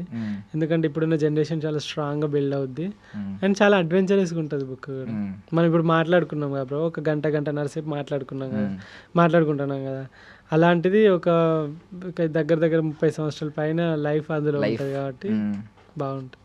ఓకే, సో కంట్రీస్ గురించి స్మాల్గా మాట్లాడుకుందాం, చిన్నగా షార్ట్ డిస్కషన్. ఇప్పుడు మనం బేసికల్లీ చైనా మనం కంపేర్ చేసుకుంటే మన దగ్గర జనాభా ఎలాగో చైనాలో కూడా జనాభా ఎక్కువ. మనం అయితే ఇక్కడ ఎంత డిసిప్లైన్గా ఉంటామో మీకు తెలిసిందే. ఇప్పుడు చైనా వాళ్ళు కొంచెం డిసిప్లైన్గా ఉంటారు, వాళ్ళు కొంచెం చాలా డిసిప్లైన్గా ఉంటారని వింటాం. సో మీరు ఏమంటారు అసలు వాళ్ళ డిసిప్లైన్ ఎలా ఉంటుంది? వాళ్ళు కూడా ఇలాగే విచ్చలవిడిగా ఎక్కడ పడితే అక్కడ మీరు అన్నట్టు డస్ట్బిన్ లాగా చెత్త ఎక్కడ పడితే అక్కడ పాడేసి ఎక్కడ పడితే అక్కడ మూత్ర విసర్జన చేసి ఇలాగే ఉంటారా? వాళ్ళు కొంచెం బాగుంటారా? తండ్రి స్ట్రిక్ట్గా ఉంటే పిల్లలు స్ట్రిక్ట్గా పెరుగుతారు. అంటే తల్లిదండ్రులు ఎలా నేర్పిస్తే పిల్లలు చిన్నప్పటి నుండి పిల్లలు కూడా అలానే ఒక ఏజ్ వచ్చే వరకు అలానే సిస్టమేటిక్గా ఉంటారు. అందరు పిల్లలు ఒకేలాగా ఉండరు కదా. ఇప్పుడు పండిత పుత్ర పరమశుంఠ అనే ఒకటి ఉంటుంది. పండిత పుత్రుడు అయినంత మాత్రాన వాడు గొప్పవాడు అవ్వాలని ఏం లేదు. ఇక్కడ మన దేశం అనేది పండితులు, పుత్రులం మనం పరమశుంఠల్లాగా అంటే కొంతమంది తయారవుతుంది. అండ్ ఇంకొకటి చాలా మందిలో ఉన్నది ఇట్లా ఉండాలి, నా దేశం కూడా ఫారెన్. ఎందుకు నేను నా దేశం గురించి వీళ్ళని ఎందుకు అంత క్రిటిసైజ్ చేసి ఎప్పుడైనా ఒక వీడియోలో మాట్లాడినా అంటే, ఇప్పుడు మనము ఒక దేశం పక్క దేశానికి వెళ్ళినప్పుడు మనకన్నా చిన్న దేశం, మనకన్నా రీసోర్సెస్ తక్కువ అండ్ మనకన్నా తెలివి తక్కువ ఉన్న వాళ్ళందరూ ఎంత నీట్గా ఎంత క్రేజీగా బ్రతుకుతున్నారు. ఆ లైఫ్, ఆ క్వాలిటీ ఆఫ్ లైఫ్. ఇప్పుడు మనము ఎందుకు పక్క దేశాల మీదకి వెళ్ళి చూసుకుంటా అక్కడ ఎక్కువ డబ్బులు వస్తాయి, అక్కడ సంపాదించాలి, అక్కడ సెటిల్ కావాలని ఎందుకు ఆలోచిస్తున్నాం? మన ఇండియాలోనే సెటిల్ కావచ్చు కదా. అంటే మన దాంట్లోనే ఇప్పుడు మన వాళ్ళందరూ పక్క దేశాలలో పోయి మన టెక్నాలజీ, మన బ్రెయిన్లు అంతా వాళ్ళకి ఇచ్చేసి వాళ్ళ దేశాన్ని డెవలప్ చేసి వాళ్ళు కొత్త కొత్త ఇన్నోవేషన్స్ చేస్తున్నారు. మరి మన ఇంటి దగ్గర డబ్బులు లేవా అంటే మన దగ్గర డబ్బులు ఉన్నాయి, మనం పక్క వాళ్ళకి కూడా అప్పులు ఇస్తాం, రైట్? సో మన దగ్గర రీసోర్సెస్ ఉన్నాయి, మన దగ్గర రీసెర్చ్ సెంటర్స్ ఉన్నాయి, ఇవన్నీ ఉన్నాయి. స్టిల్ మన వాళ్ళు అక్కడ దాకా పోతున్నారంటే ఎక్కడో ఒక దగ్గర లోపిస్తుంది. ఎక్కడ లోపిస్తుంది అని అంటే, ఇప్పుడు చైనాతో పోల్చుకుంటే నేను చైనాలో సింపుల్గా చెప్తా, దానికి ఆన్సర్ మీరే చెప్పండి. చైనాలో ఒకరోజు రైడ్ చేస్తుంటే సాయంత్రం 7 అయింది. 7 అయితే ఒక సిటీలో ఆగాల్సి వచ్చింది. సిటీలో మనం ఎట్లనైతే ఇప్పుడు ఆపోజిట్గా కూర్చున్నాము, సో దట్ అక్కడ ఒక షాప్ ఉంది, డెలివరీ. ఏం డెలివరీ? అమెజాన్ ఇట్లుంటాయి కదా, అట్లా ఒక డెలివరీ ఉన్నది. సో అట్లా డెలివరీ దగ్గర స్టాక్ అంతా ఫుల్ అయిపోయిందని చెప్పేసి 7-8 గంటలకు వాడు క్లోజ్ చేసుకున్నాడు. నేను అన్నీ టెంట్ వేసుకున్నా, ఆపోజిట్గా క్లోజ్ చేసుకున్నాడు. ప్రోడక్ట్ అంతా ఆడ పడేసిండు, డెలివరీస్ అన్నీ ఆడ పడేసిండు, వెళ్ళిపోయిండు. ఇక నేను రాత్రి అంతా షాక్ అవుతాను. అరే వీడు ఎత్తుకపోతే ఎట్లా? మనము ఇక్కడ అమెజాన్లో డెలివరీ పెడితే ఫోన్ల బదులు ఇటుకలు వస్తాయి, కొన్నిసార్లు సబ్బు బిల్లలు వస్తాయి, పవర్ బ్యాంకులని లోపల బ్యాటరీలు పెట్టి అమ్ముతారు మనల్ని, రైట్? అట్లా జరిగినాయి, చాలా ఫ్రాడ్స్ ఉన్నాయి స్టేషన్లలో. ఓపెన్ బాక్స్ డెలివరీ అని పెట్టారు కొత్తగా, ఇంకా అట్లా జరుగుతుంది. ఇక్కడ చూస్తే పొద్దుగాల వచ్చేసిండు వాడు 7-8 గంటలకేమో. రోడ్డు మీద ఉన్న సరుకు ఏదైతే దాని షాప్ మీద ఉన్న సరుకు అంతా మళ్ళీ బండ్లకు ఎక్కించుకొని పోయి డెలివరీ చేస్తాడు. ఓకే, నమ్మకం అది ఏంటో. మన ఇంటి ముందట పాల ప్యాకెట్లు అయితే పాల ప్యాకెట్లు మాయమైతే చాలా సార్. అంతెందుకు మీకు అంటే ఇలాంటి కేసెస్ కూడా విన్నాం. ఫుడ్ డెలివరీ యాప్స్లో కూడా కొన్ని కేసెస్ ఏమన్నాం అంటే వాళ్ళు ఓపెన్ చేసి తినేసి డెలివరీ చేశారు అనే కంప్లైంట్లు కూడా విన్నాం. ఉంటారు ఎక్కడో ఒక దగ్గర కొన్ని ఇలాంటి నమ్మకం లేని మాట్లాడినాం. అంటే మనం ఇంట్లో లేకపోతే, నేనే ఇప్పుడు నాకు డెలివరీ వచ్చింది, ఎవరికో డెలివరీ ఇంట్లో వాళ్ళకి ఇచ్చేయని చెప్పి ఫోన్ కన్ఫర్మేషన్ కోసం వాళ్ళకి ఒకసారి ఫోన్ ఇవ్వి అని చెప్పి అడుగుతాం. అంటే మన మీద మనకున్న నమ్మకం అంతా మన దగ్గర. సో మీరు ఆలోచించండి. ఇప్పుడు చెప్పండి, ఇప్పుడు చైనా మనంతనే ఉంటుంది, మన పాపులేషన్ ఎక్కువ అని అంటాం కదా. చైనాలో కూడా పాపులేషన్ ఎక్కువనే ఉంటుంది, భూమి పెద్దదే మనకన్నా. సో ఆల్మోస్ట్, కానీ అక్కడ అందరు జనాలు బతకలేరు, ఉన్న కన్నే కుప్పలుగా బతుకుతారు. ఇప్పుడు ఒక అపార్ట్మెంట్ చూసుకుంటే, ఒక సినిమా థియేటర్ చూసుకుందాం, మనం ఫారెన్ థియేటర్స్ మన థియేటర్స్కి మనము చేసుకుందాం. సో చాలా గలీజ్గా ఉంటాయి. మన ఎట్ ద ఎండ్ పోయే వరకు ఒకడు సీట్ కింద ఉంచుతాడు, డిఫరెంట్గా ఉంటుంది కదా. సో మీరు గమనించండి. సో ఎక్కడ లోపిస్తుంది ఇదంతా అని అంటే ప్రజలు, గవర్నమెంట్. ఇప్పుడు అంటే మన దగ్గర రూల్స్ లేవా అంటే ఉన్నాయి. హెల్మెట్ పెట్టుకోకుండా ఫైన్ అయ్యారా? రోడ్ల మీద ఉంచితే ఫైన్ ఉన్నది, బయట స్మోక్ చేస్తే ఫైన్ ఉన్నది, బయట టాయిలెట్ చేస్తే ఫైన్ ఉన్నది, అడవులలో మంటలు పెడితే ఫైన్ ఉన్నది, లంచం ఇస్తే ఫైన్ ఉన్నది, లంచం ఇవ్వాలని చూసినా లంచం తీసుకున్నా ఫైన్ ఉన్నది, అంతేనా కదా? అన్నిటికీ ఉన్నాయి కదా. కానీ ఎక్కడ భయము ఒక భయం ఉన్నా కూడా సరే చూస్తుంటే వాడు కెమెరా ఉన్నంతసేపు ఒకలా ఉంటాడు, కెమెరా లేకుంటే ఒకలా ఉంటాడు, రైట్? సో ఎక్కడ లోపిస్తుందంటే వ్యక్తులలో, మనుషులలో. నేను ఒక్కడిని పోతే ఏమొచ్చిందిలే, నేను ఒక్కడిని ఉంచితే ఏమొచ్చిందిలే, నా ఒక్క బైక్ ఒక్కసారి ట్రాఫిక్లో కెమెరాలు ఉన్నావంటే నువ్వు 80 స్పీడ్లో పోతావు, కెమెరాలు లేవంటే 130లో పోతావు. పొలిటీషియన్ కొడుకు అయితే నీ ఇష్టం ఉన్నట్టు పోతావు. అంటే ఇక్కడ బయట జపాన్లో నువ్వు సీఎంఏగా, నువ్వు పిఎంఏగా, నువ్వు కోటీశ్వరం, నువ్వు ఎవ్వనివన్నాగా ఒక రెస్టారెంట్లోకి వెళ్ళిపోయినావు అంటే నీకు ఆకలిని చూస్తారు, కడుపులో తిండి పెడితే పోతారు. మన దగ్గర వచ్చే వ్యక్తిని బట్టి అక్కడ రెస్పెక్ట్ మారుతూ ఉంటుంది. అంటే ఆ క్యాడర్ని బట్టి ఇప్పుడు ప్రతి ఒక్కరు ఈవెన్ ఇప్పుడు గవర్నమెంట్ ఎంప్లాయ్ అయితేనే బిడ్డని ఇస్తాను ఒకళ్ళు కూర్చుంటారు. లైక్ ఇట్లా ఉంటుంది కదా. అండ్ ఇప్పుడు మన వాళ్ళే ఇంకా బయట దేశానికి పోయి రేసిజం అని ఈవెన్ మొన్న యూఎస్లో ఒక అతనే అన్నాడు, అంటే ఎందుకు వచ్చిర్రా మీరు, లైక్ వెళ్ళిపోండి అది ఇది అని చెప్పేసి అని అన్నాడు. అంటే మనం దాన్ని అనుకుంటాం రేసిజం అది అని చెప్పేసి అని అనుకుంటాం. పాపం వాడి బాధ ఏంటంటే వాళ్ళ జాబులన్నీ మన తెల్లితోటి మనం అన్నీ కొట్టేసుకొని మనం ఆడ జాగాలు కొని మనం రియల్ ఎస్టేట్ కూడా వేసి చేస్తాం. రేసిజం ఇండియాలో లేదా? స్టేట్స్ మధ్యలోనే రేసిజం ఇండియాలో ఉంది బ్రో. ఎట్లా చెప్పాలా, స్కూల్లో మనము క్లాస్లో కూర్చున్నప్పుడు ఇదంతా మనకు నేర్పించక, అరే పొట్టోడా, అరే కర్రోడా, అరే గుడ్డోడా, అరే మెల్లోడా, అరే నత్తోడా, అరే బండోడా, అరే బక్కోడా,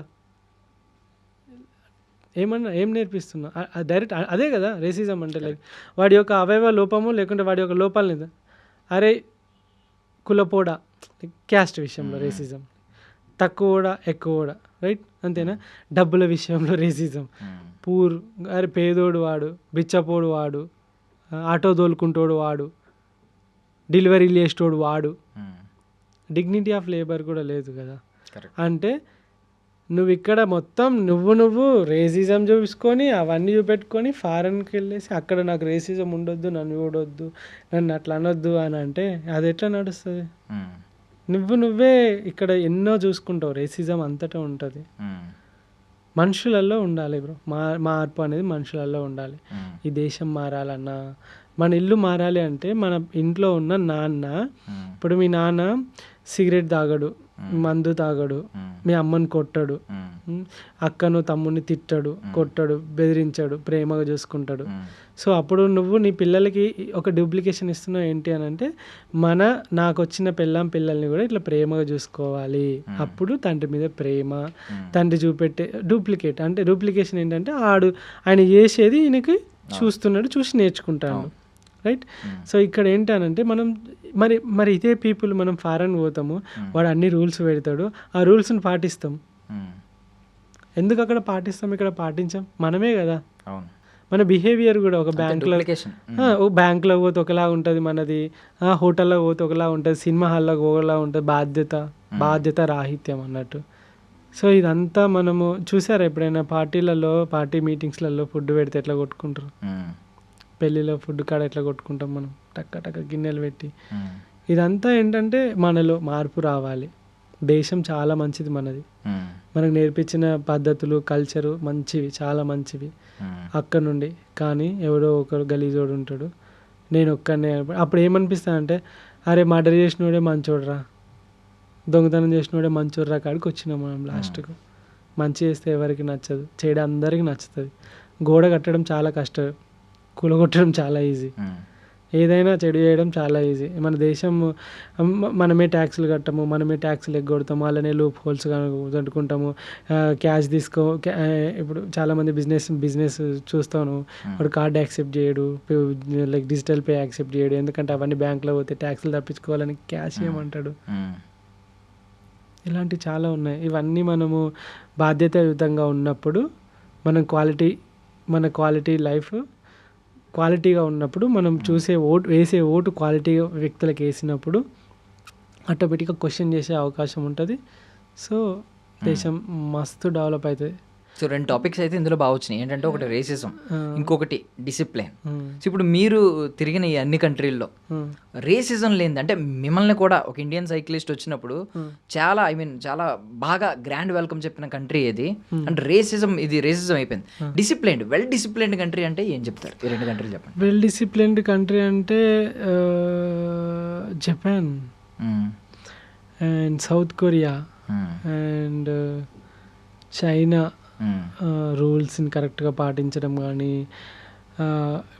ఇప్పుడు నీకు తెలుసా వేరే కంట్రీస్లో కూడా ట్రాఫిక్ ఉంటుంది కానీ జామ్ అవ్వదు, మూవ్ అవుతూ ఉంటుంది.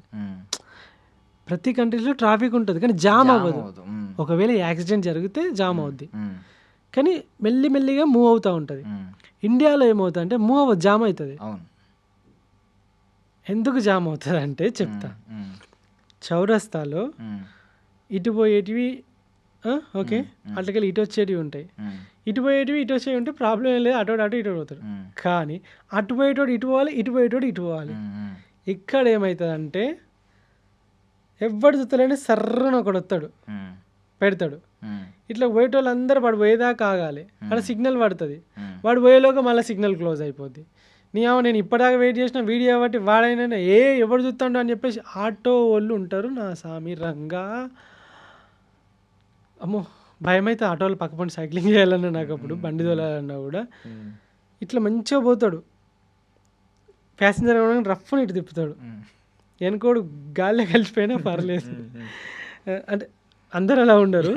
సో లైక్ దీనివల్ల నేను కూడా అంటే లెఫ్ట్ వెహికల్ వెళ్ళడానికి కూడా మీన్ సమ్టైమ్స్ ఎలా అనిపిస్తుంది అంటే ఈ ఆటో ఫార్ములా కొంతమందికి మాత్రం applicable.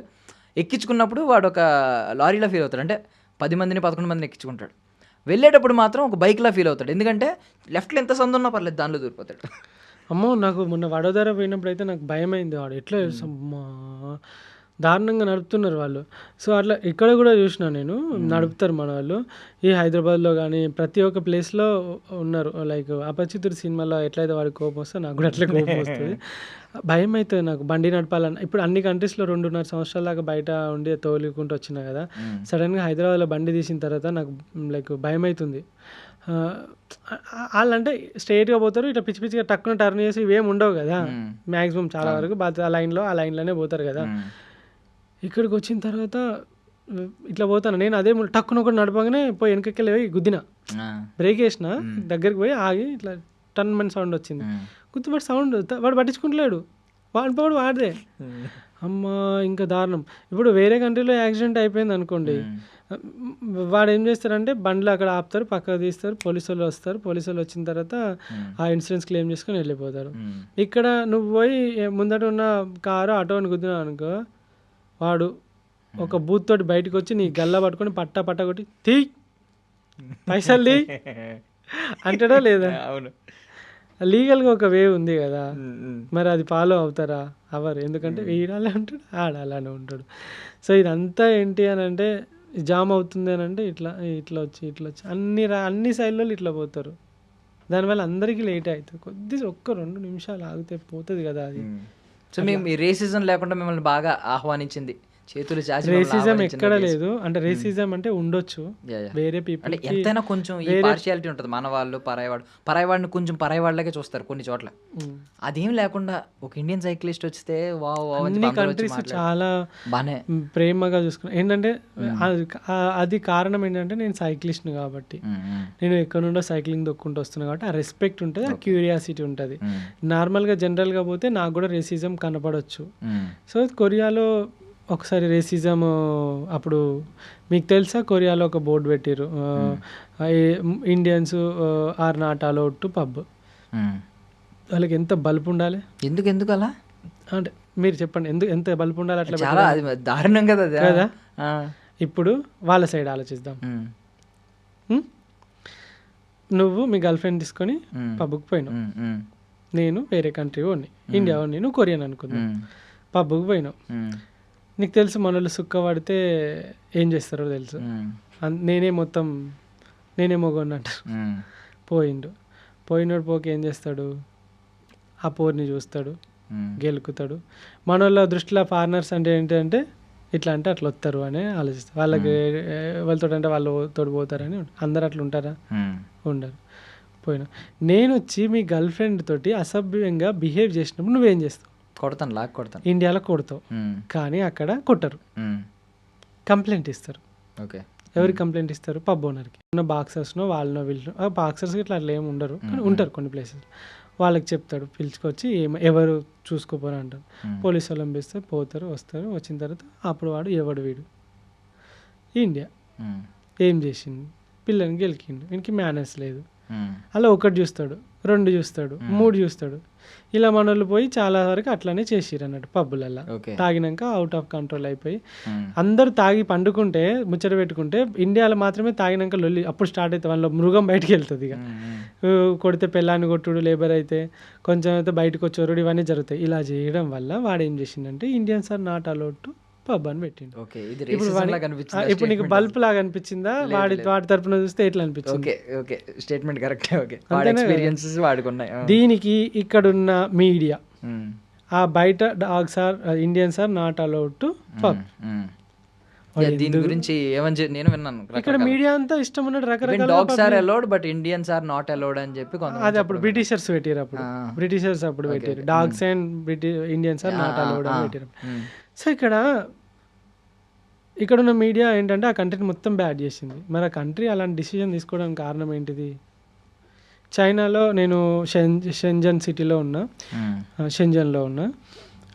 Electronic big market like north state. కొంతమంది పీపుల్ ఏం చేశారంటే బాగా తాగిర్రు, రోడ్డు మీద మొత్తం కక్కి కొట్టుకుంటారు. చైనా పోలీసులు వచ్చి వాళ్ళని ఆపడానికి వేరే కంట్రీస్లో పోలీసులు మ్యాన్ హ్యాండిలింగ్ చేయరు. సార్ అని చెప్పేసి రిక్వెస్ట్గానే వాళ్ళని కార్లలో కూర్చుని వాళ్ళ హోటల్కి పంపించడం అట్లాంటివి చేస్తారు. లేకుంటే పోలీస్ స్టేషన్ తీసుకుపోయి దిగినాక పంపిస్తారు, లేకుంటే ఏమైనా ఫైన్ వేస్తారు. ఇక్కడ కుక్కలను కొట్టినట్టు కొడతారు. రైట్.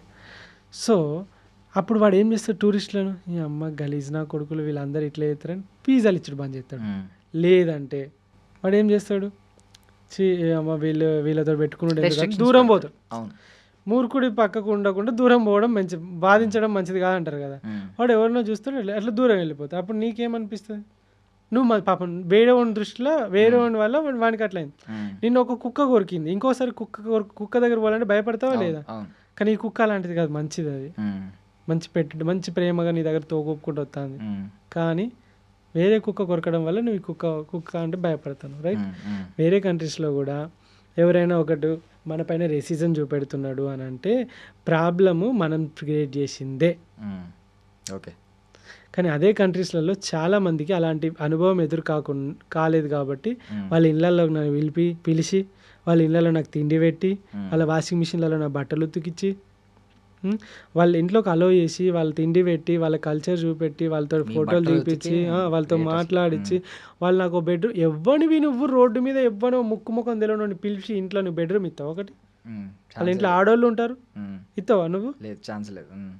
ఇంట్లో కూడా అడుగు పెట్టనియవు. అంటే వాళ్ళకి అలాంటి ఎక్స్పీరియన్స్ వాళ్ళకి ఎదురుకాలే కాబట్టి వాళ్ళు రేసిజం చూపెట్టలేదు. This is what reality actually. Nice super. So Korea topic వచ్చింది కాబట్టి సౌత్ కొరియాకి మన దగ్గర ఒక సెపరేట్ ఫ్యాన్ బేస్ ఉంది.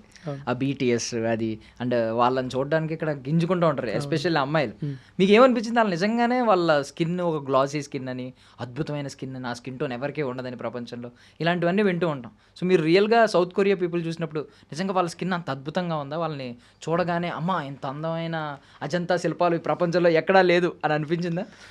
అట్లేమో అనిపించలే. వాళ్ళు ఏమంత అందంగా ఉండరు. ఓన్లీ ఇప్పుడు చెప్తా విను, సీరియస్గా చెప్తా విను.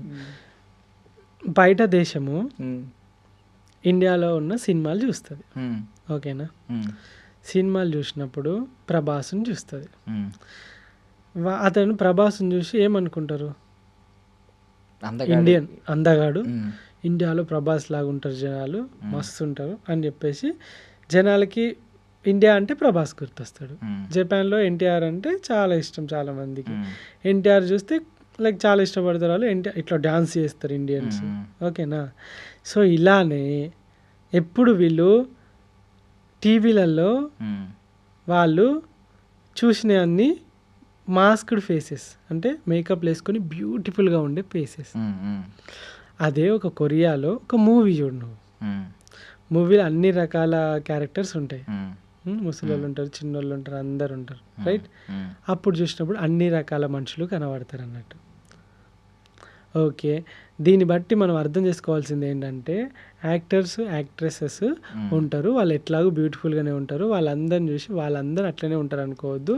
అందవిహీనులు ఉంటారు, అందంగా ఉండేవాళ్ళు ఉంటారు, పొట్టోళ్ళు ఉంటారు, పొడుగోళ్ళు ఉంటారు, లావోళ్ళు ఉంటారు, బక్కోళ్ళు ఉంటారు, జిమ్ బాడీ ఉంటది, ఏం బాడీ లేకుండా ఉంటారు.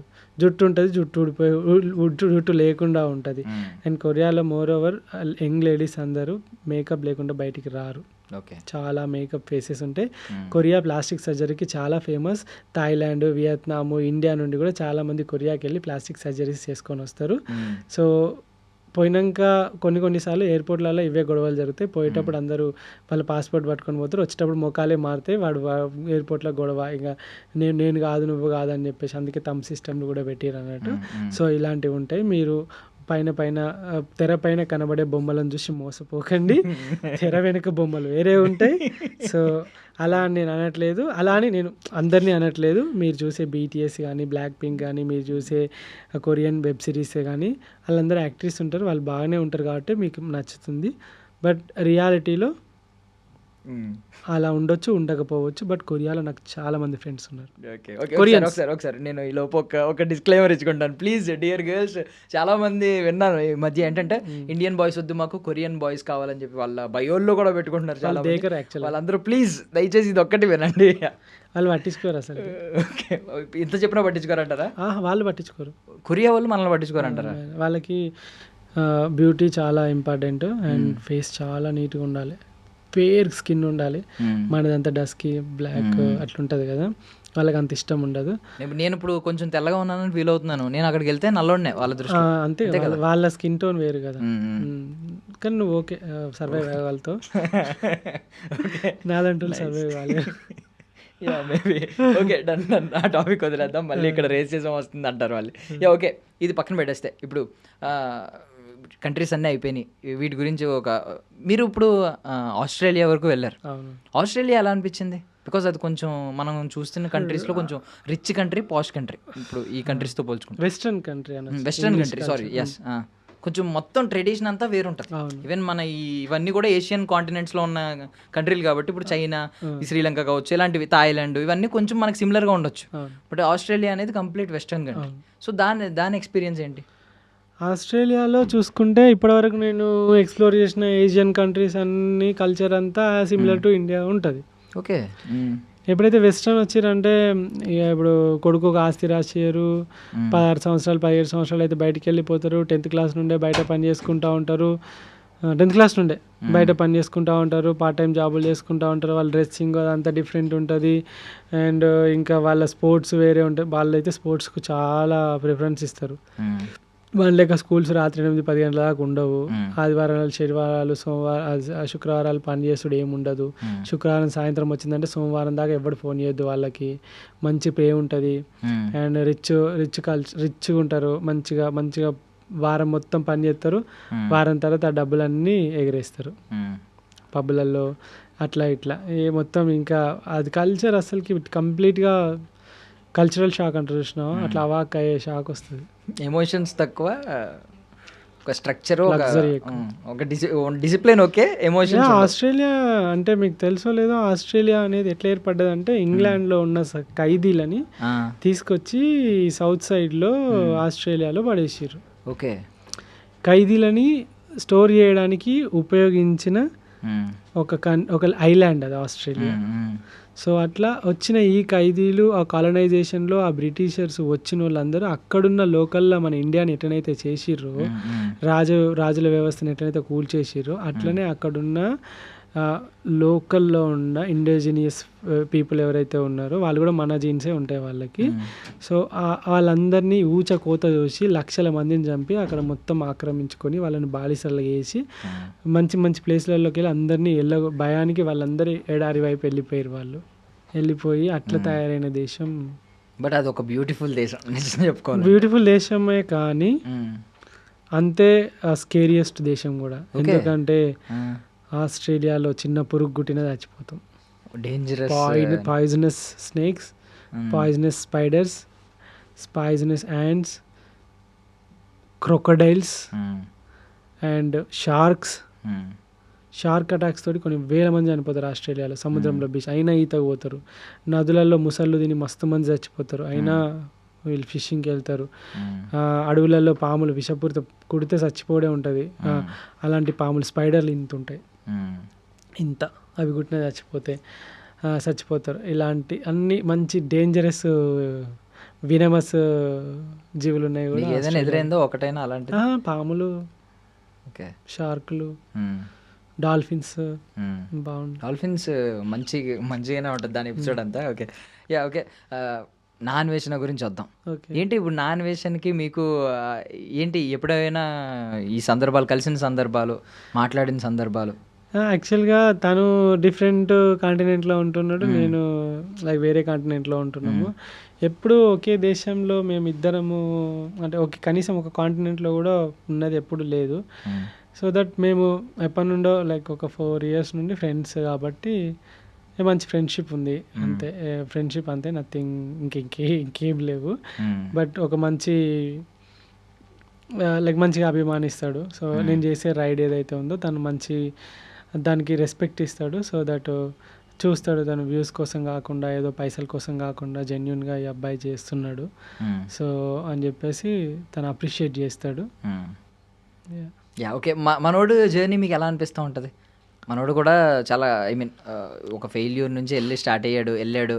వెళ్ళిన తర్వాత కాకపోతే డిఫరెంట్ కొత్త జానరస్ మనోడు కూడా ఎక్స్ప్లోర్ చేసి మీరైతే స్టిక్ ఆన్ అయ్యారు, ఒక దానికి స్టిక్ ఆన్ అయ్యి వెళ్తున్నారు. మనోడు అవసరమైతే కాంట్రవర్సీలు లేవనెత్తుతూ ఉంటాడు, వాళ్ళని వెళ్ళి తిడతాడు, బూతులు మాట్లాడుతూ ఉంటాడు, సమ్ టైమ్స్ కొన్ని కనువిప్పు కలిగించే మాటలు కూడా మాట్లాడుతూ ఉంటాడు. సో ఇది ఈ హోల్ జర్నీ మీకు ఎలా అనిపిస్తుంది? యూట్యూబ్లో ఇంతవరకు ఒక్క వీడియో కూడా చూడలేదు అతనిది. ఇన్స్టాగ్రామ్లో రీల్స్ చూశాను. సో యా ట్రావెలింగ్ పక్క పెడితే తను ఏమనుకుంటాడంటే ఇండియా ఇట్లా ఉంది, ఎట్లయితే నాకు ఒక ఆవేదన ఉంటుంది కదా, ఎప్పుడైతే మనం ఫారెన్కి వెళ్తామో ఇండియాలో ఉండి ఇలా మాట్లాడలేము. ఎందుకంటే మనం ఇప్పుడు నీ ఇంట్లో కూర రోజు తిని నువ్వు సూపర్ ఉంది అని అంటావు, పక్క వాళ్ళ కూర తిన్నప్పుడే కదా నీ కూర బాగుందా చెడ్డ ఉందా అని తెలుస్తుంది.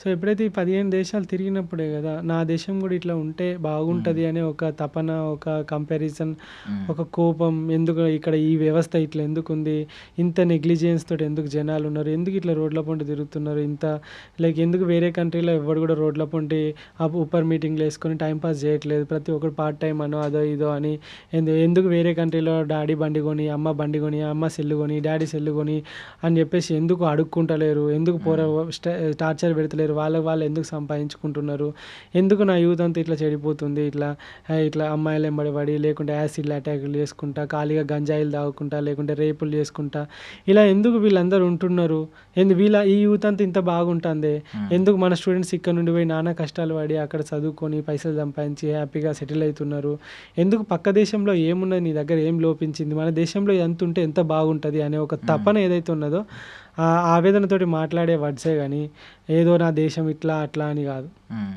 ఎందుకంటే మన దేశం అన్ని భూమి అంత ల్యాండే, కానీ దాని మీద వచ్చే మనుషులు చెడగొడుతున్నారు అంతే.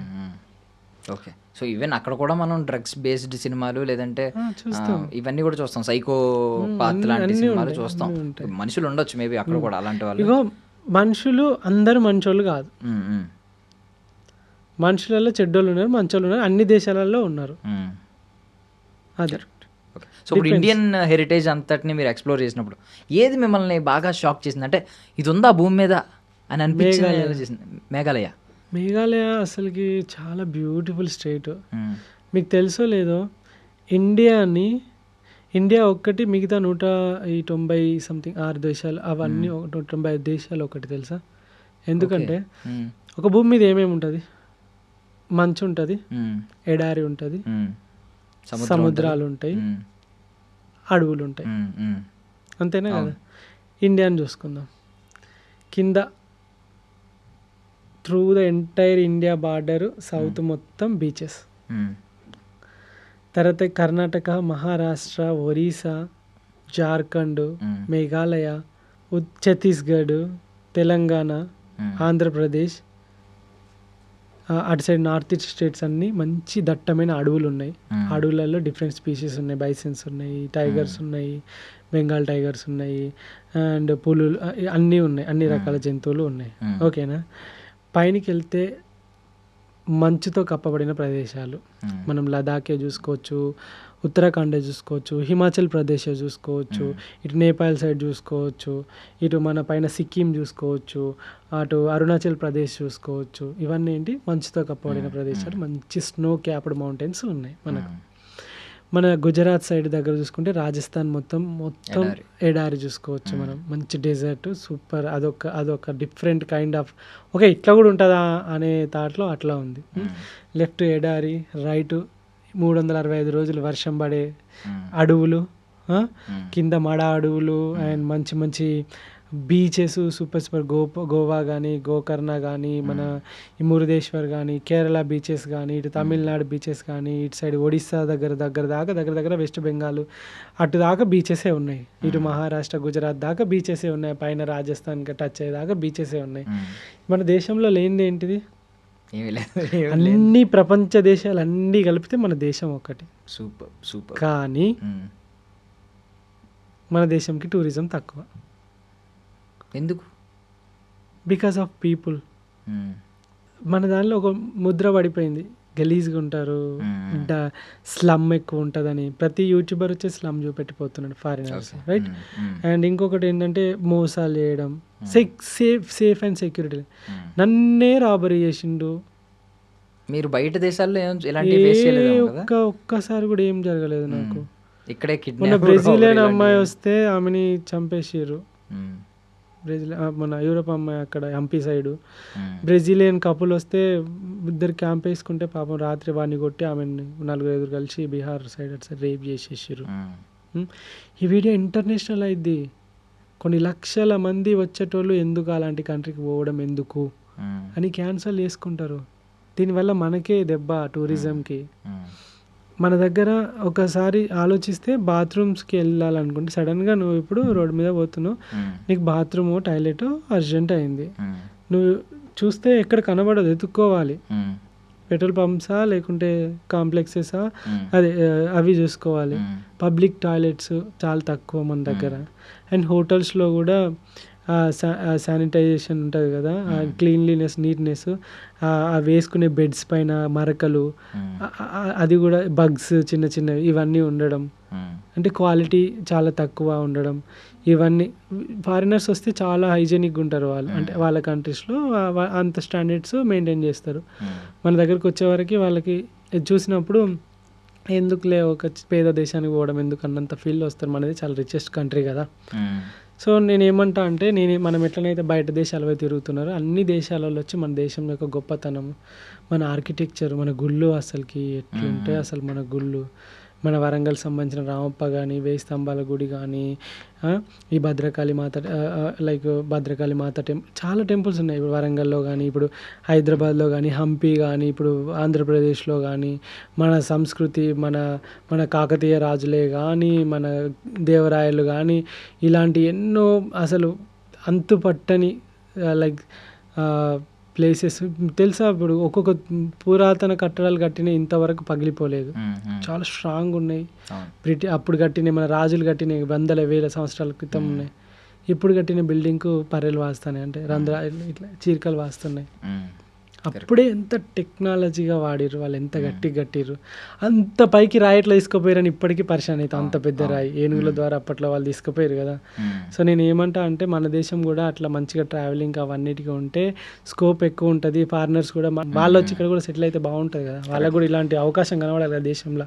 సో ఈ పొలిటీషియన్స్ కానీ, ఈ సిస్టమ్ కానీ ఇదంతా కరెక్ట్గా, ఎలాంటి పొల్యూషన్ లేకుండా, ఎలాంటి ఏమంటారు ఇది ఈ కల్తీ లేకుండా, మంచి క్వాలిటీ ఆఫ్ కన్స్ట్రక్షన్సే కానీ, బ్రిడ్జిలు కడితే కూలిపాయి, ఫ్లైట్లు కూలిపాయి, చాలా వరకు ఇట్లా జరుగుతున్నాయి కదా. ఇవన్నీ స్ట్రాంగ్గా ఉంటే ఎంత బాగుంటుంది అని నాకు అనిపిస్తుంది. సో కాబట్టి ఇండియా కూడా అట్లా బాగుపడుతుంది, ఎంత బాగుంటుంది. అంటే ఇప్పుడు ఎంత రుచికరమైన వంటకం ఉన్నా వడ్డించేవాడు దరిద్రంగా ఉంటే మనం వేసుకోం. అది సరిగ్గా వడ్డించకుండా మొహం ఎలా పెట్టుకుని వేసాడు అనుకోండి మనమే తినం. సో అదే జరుగుతుంది ఇక్కడ. మంచి మంచి ప్రేమతో ప్లేస్లు ఉన్నా పెడితే కూడా గొడ్డు కారం అయినా కూడా తీయ ఉంటుంది. అదే ఇప్పుడు అది మన దగ్గర మంచి మంచి ప్లేస్లు ఉన్నా కూడా మన పీపుల్ చేసే కొన్ని మిస్టేక్స్ వల్ల, లేదంటే కొంచెం క్వాలిటీ మెయింటైన్ చేయకపోవడం వల్ల, లేదంటే బిహేవియర్ వల్ల, వీటి వల్ల కొంచెం టూరిజం దెబ్బతింటుంది. సో అది మెరుగైతే మన దగ్గర అద్భుతమైన tourism safety first, yeah safety first. వాళ్ళు సేఫ్టీ ఫీల్ అవుతారు, సేఫ్టీ కోరుకుంటారు ఎవరు వచ్చినా కూడా. నీ కడుపు మోషన్స్ అయినా లేకుంటే నీ శానిటైజేషన్ అది ఇది లేకుండా అడ్జస్ట్ చేసుకుంటావు, కానీ ప్రాణమే ఉండదంటే కరెక్ట్ రానే రావు కదా. అది సో పరుగు సినిమా చూసుంటారా? పరుగు అని ఒక సినిమా వచ్చింది అల్లు అర్జున్. చూసే అందులో జయసుధ గారు ఒక డైలాగ్ ఉంటుంది అనమాట, అల్లు అర్జున్ గారిని అంటది, ముడ్డికిన చక్రాలేసిన పుట్టేదా అని. సో మీరు అలాగే ఉంటారు బేసికలీ. ఇప్పుడు కొంచెం పాజ్ తీసుకున్నారంటే ఏదో పెద్ద రూట్ మ్యాప్ రెడీ చేసుకుంటున్నారు. ఏంటి నెక్స్ట్ ఎక్కడికి? అయితే ఏంటి అని అంటే ఒక తుఫాన్ ముందు ఎట్లయితే ప్రశాంతంగా ఉంటుంది అంటారు కదా. సో ఏంటంటే ఈ పీరియడ్ వచ్చేసి ప్లానింగ్. ఈ ప్లానింగ్ ఏంటంటే ఇప్పుడు మనం వెళ్ళాలంటే రేపే వెళ్ళొచ్చు, కానీ ఆ కంట్రీకి వెళ్ళడానికి ఏం కావాలి? వీసా కావాలి. ఆ వీసాస్ అన్నిటికీ ఒక్కొక్క దానికి ఒక్కొక్క క్రైటీరియా ఉంటుంది. సో డబ్బులు మెయింటైన్ చేయడం కానీ, అకౌంట్లో స్టేట్మెంట్ ఆఫ్ పర్పస్ రాయడం కానీ, హోటల్ బుకింగ్స్ చూపెట్టడం కానీ, రోడ్ మ్యాప్ చూపెట్టడమే కానీ, ఫ్లైట్ బుకింగ్స్ చూపెట్టడం కానీ, ఏ కంట్రీలో ఏ సీజన్లో ఉండాలి, ఇప్పుడు కొన్ని కంట్రీస్ ఉంటాయి -30-40 ఉంటాయి. ఆ కంట్రీలో నువ్వు రైడే చేయలేవు, రోడ్లు మొత్తం బ్లాక్ అయిపోయి ఉంటాయి స్నో తోటి. సో కాబట్టి ఏ కంట్రీలో ఏ టైంలో ఉండాలి. ఇప్పుడు ఎడారి గల్ఫ్ కంట్రీస్ ఉన్నాయి, ఎడారిలో ఎండాకాలం చేయలేము అసలుకి. అండ్ ఇంకొకటి మనకి ఎండాకాలం ఉంటే వాళ్ళకి చలికాలం ఉంటుంది, వాళ్ళకి వానాకాలం ఉంటుంది, వాళ్ళకి వేరే కాలం ఉండొచ్చు. ఇవన్నీ చూసుకొని ఇవన్నిటి కంట్రీలకు వీసాలు వేసుకొని ముందే ఒక ప్లానెడ్ అంటే ఆ కంట్రీ సీజన్స్ అవేమో చూసుకొని ఆ వీసాలని అప్లై చేస్తున్నా. యూరోప్ వీసా వచ్చేసింది, ఈ టర్కీ వీసా వచ్చేసింది, అండ్ మిగతా కంట్రీలో ఆన్లైన్ డైరెక్ట్ ఈ వీసాలే, ఇంటర్నెట్ ఈ వీసా అంటే ఈ వీసా ఈజీగా వచ్చేస్తాయి, అవి ఉన్నాయి. ఇవన్నీ చూసుకోవడానికి కోసం ఈ గ్యాప్ అండ్ రూట్ మ్యాప్లు అవన్నీ చూసుకొని ప్లానింగ్ అండ్ కావాల్సిన సామాన్లు, ఆ కంట్రీలో ఎలాంటి వస్తువులు కావాలి, ఎలాంటివి అయితే సర్వైవ్ అవుతాం, ఆ కంట్రీ రూల్స్ ఏంటివి, ఆ కంట్రీ ఫుడ్ ఏంటిది, అక్కడ మెడిసిన్ ఎట్లుంటుంది, దానికి ఇన్సూరెన్స్లు ఏంటివి, ఇవన్నీ చూసుకొని దీని వెనకాల ఒక యుద్ధమే ఉంటుంది. ఆ యుద్ధం జరుగుతుంది, ఇప్పుడు అయిపోయింది, సెట్ అయిపోయింది. ఓకే, నెక్స్ట్ ఏ దేశం చూడగలుగుతుందో చెప్పొచ్చా, రివీల్ చేయొచ్చా? చెప్పొచ్చు. ఇప్పుడు నెక్స్ట్ వచ్చేసి India to England ride start చేయబోతున్నా. ఇప్పుడు వచ్చే కంట్రీస్ ఏంటి అంటే ఫస్ట్ ఇండియా నుండి ఫస్ట్ ఫ్రాన్స్కి వెళ్ళిపోతా. ఫ్రాన్స్ నుండి ఈ యూరోవెలో 6 అని చెప్పేసి ఒక రోడ్ ఉంటుంది. ఆ రోడ్ 7 కంట్రీలో ఏమో దాటుకుంటూ బల్గేరియాకి వస్తుంది.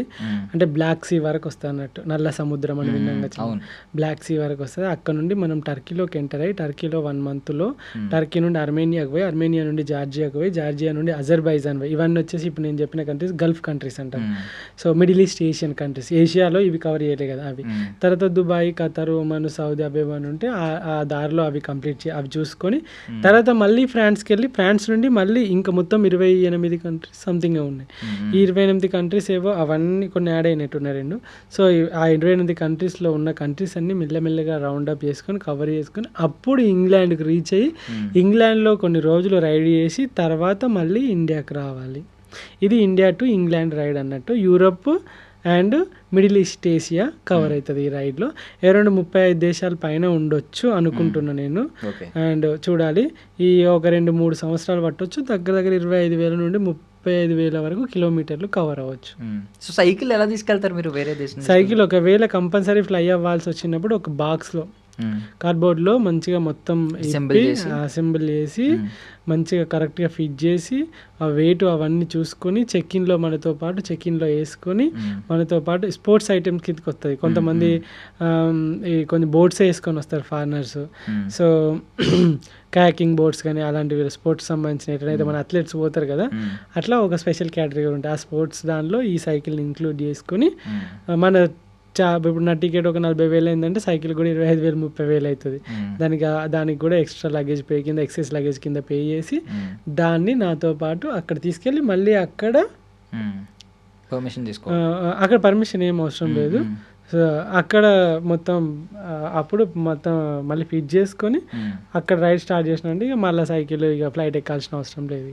నైస్. సో ఇప్పుడు బ్యాక్ ప్యాక్ ఉంటుంది, ఈ బ్యాక్ ప్యాక్లో ఏముంటాయి అసలు? ఇప్పుడు సర్వైవల్ కిట్ ఒకటి ఉంటుంది కదా, ఒక్కొక్కసారి ఏది ఎదురైనా మనం బేసిక్గా సర్వైవ్ అవ్వాలంటే కొన్ని ఉంటాయి. ఫస్ట్ నా బ్యాక్ ప్యాక్లో ఒక షార్ప్ నైఫ్ ఉంటుంది, వుడ్ అయినా కట్ చేసేంత నైఫ్ ఉంటుంది టు సర్వైవ్. అన్నట్టు అది. సో యానిమల్స్ కానీ ఏమన్నా వస్తే ఒకవేళ నేనే చచ్చిపోయే సిచ్యువేషన్ వచ్చినప్పుడు వాటి చంపేయడం, ఇంకా అంతకన్నా ఈవెన్ మనుషులైనా అంతే, తప్పదు ఇంకా. అదొకటి ఉంటుంది. అండ్ తర్వాత కెమెరాస్ అన్నీ ఇక్కడ బ్యాక్ ప్యాక్లలోనే ఉంటాయి, ముందట అవైలబుల్లో ఉంటాయి, టక్కున వీడియోస్ తీసుకోవడానికి, లేకుంటే ఛార్జింగ్ పవర్ బ్యాంకులు ఉంటాయి, పాస్పోర్ట్ ఉంటుంది, పర్స్ ఉంటుంది, క్యాష్ ఉంటుంది, ఎమర్జెన్సీగా వాటర్ ఉంటాయి, అందులో ఫుడ్ ఉంటుంది, torch lights, food, like food ఏమైనా లైక్ ఏమంటారు చిన్న చిన్నగా ఇన్స్టంట్ ఎనర్జీ ఇచ్చే ఏమైనా ఫుడ్ లాంటిది ఏమైనా ఉంటే అది ఉంటుంది. ఇవే ఉంటాయి బ్యాక్ ప్యాక్లో. ఇంతవరకు అయితే ఫస్ట్ ఎయిడ్ కిట్ ఎప్పుడు క్యారీ చేయలేదు, అలాంటి అవసరం ఏం పడలేదు. మెడిసిన్ కూడా ఇంతవరకు ఎప్పుడు క్యారీ చేయలేదు, అలాంటి అవసరం అయితే ఏం పడలేదు. సూపర్, అదృష్టం చాలా. ఐ మీన్ మీకు అయినా ఒక నమ్మకం ఉంది, ఎవడో కూడా ఉంటాడు అక్కడ ఆదుకోవడానికి కూడా, ఎవడో కూడా వస్తాడు ఏం జరిగినా అని చెప్పి. రెగ్యులర్గా మనము సైక్లింగ్లో ఉంటాం కాబట్టి మన ఇమ్యూనిటీ చాలా స్ట్రాంగ్గా ఉంటుంది. ఇన్ని వెదర్లకు తట్టుకున్నాం కదా, కొత్త వెదర్ ఏముండదు, ఇక అన్నీ అలవాటు అయిపోయినాయి. ఏదైనా ఒక ప్రత్యేకమైన థింగ్ ఏదైనా ఉంటుంది మీ బ్యాక్ ప్యాక్లో, అది ఎవరి దగ్గర ఉండదు, ఏదైనా కొన్ని సెంటిమెంట్ కింద క్యారీ చేయొచ్చు అట్లా అంటారా? వినాయకుడు ఉంటాడు. ఎందుకంటే ఒక ఫ్రెండ్ ఇచ్చిండు ఉండమని, దగ్గర ధైర్యంగా ఉంటుందని, అట్లా ఉంటారు. అన్ని కెమెరాలు ఈ లొల్లే ఉంటుంది, అసలు ఏముండదు అలా. కెమెరాలు, డబ్బులు, ఇవే అమ్మో అవి పెద్ద తలనొప్పి. నేను లైక్ అంత స్పెషల్గా అంటే ఇంకా ఫిల్టర్ ఉంటుంది, వాటర్ ఫిల్టర్, ఇట్లా డైరెక్ట్ మురికి నీళ్ళలో కూడా ఫిల్టర్ వేసుకొని తాగొచ్చు, అది ఒకటి ఉంటుంది. సో దట్ డైరెక్ట్ వాటర్ లేనప్పుడు తాగొచ్చు. ఎక్కువ ఇబ్బంది ఫుడ్ గురించి ఉండదు, కానీ ఫుడ్ ఐటమ్సే ఉంటాయి. సో ఇప్పుడు పెళ్లి టాపిక్ వస్తే ఏంటి, మీలాగే వాళ్ళు కూడా ఇప్పుడు మీకు వచ్చే అమ్మాయి కూడా ప్రపంచాలు తిరిగే ఆలోచన ఉన్న అమ్మాయినే చేసుకుంటారా? అలాంటిది ఏమన్నా ఉందా ఇంట్లో? అట్లేం లేదు బ్రో, చూడాలి. ఇక అట్లనే ఏం కాదు, మనలాంటి వాళ్ళని చేసుకోవద్దు బ్రో. ఎందుకు? అప్పుడు ఇంట్లో ఎవరు ఉంటారు? సో ఎప్పుడైతే మనకు ఆపోజిట్ ఫ్యాషన్ ఉన్న వాళ్ళని చేసుకున్నాం అనుకో, రెండు సెట్ అయితే అట్లయితే మంచిగా ఇంట్లో ఫ్యామిలీ అంతా చూసుకుంటాం. నువ్వు తిరిగా నేను తిరిగా నాకే దిక్కులేదు, నీకేడికెళ్ళి పెట్టాలి అన్నట్టుంటుంది అన్నట్టు. సూపర్. సో అన్నారు కదా, ఇది ఇప్పుడు ఇది ఒక జర్నీ, యాక్చువల్లీ ఇది ఒక వాల్యూమ్ 1. సో ఇప్పుడు ఎలాగో ఇప్పుడు కూడా మన ఇంటర్వ్యూకి 3 డాట్లు పెడుతున్నాం. మళ్ళీ మీరు నెక్స్ట్ అంటున్నారు కదా ఇండియా టు ఇంగ్లాండ్, సో అది అయిపోయిన తర్వాత మళ్ళీ మీరు రావాలి, మాతో మళ్ళీ టైం స్పెండ్ చేయాలి. ఆ డాట్లు ఎలా కంటిన్యూ అవుతూ ఉంటుంది, మన జర్నీ కూడా, మన ఇంటర్వ్యూ జర్నీ కూడా కంటిన్యూ అవ్వాలని నేను మనస్ఫూర్తిగా కోరుకుంటున్నాను. I wish you all success brother. Thank you very much. Thank you so much for your valuable time. Thank you. That's all for now. This is Darshan signing off.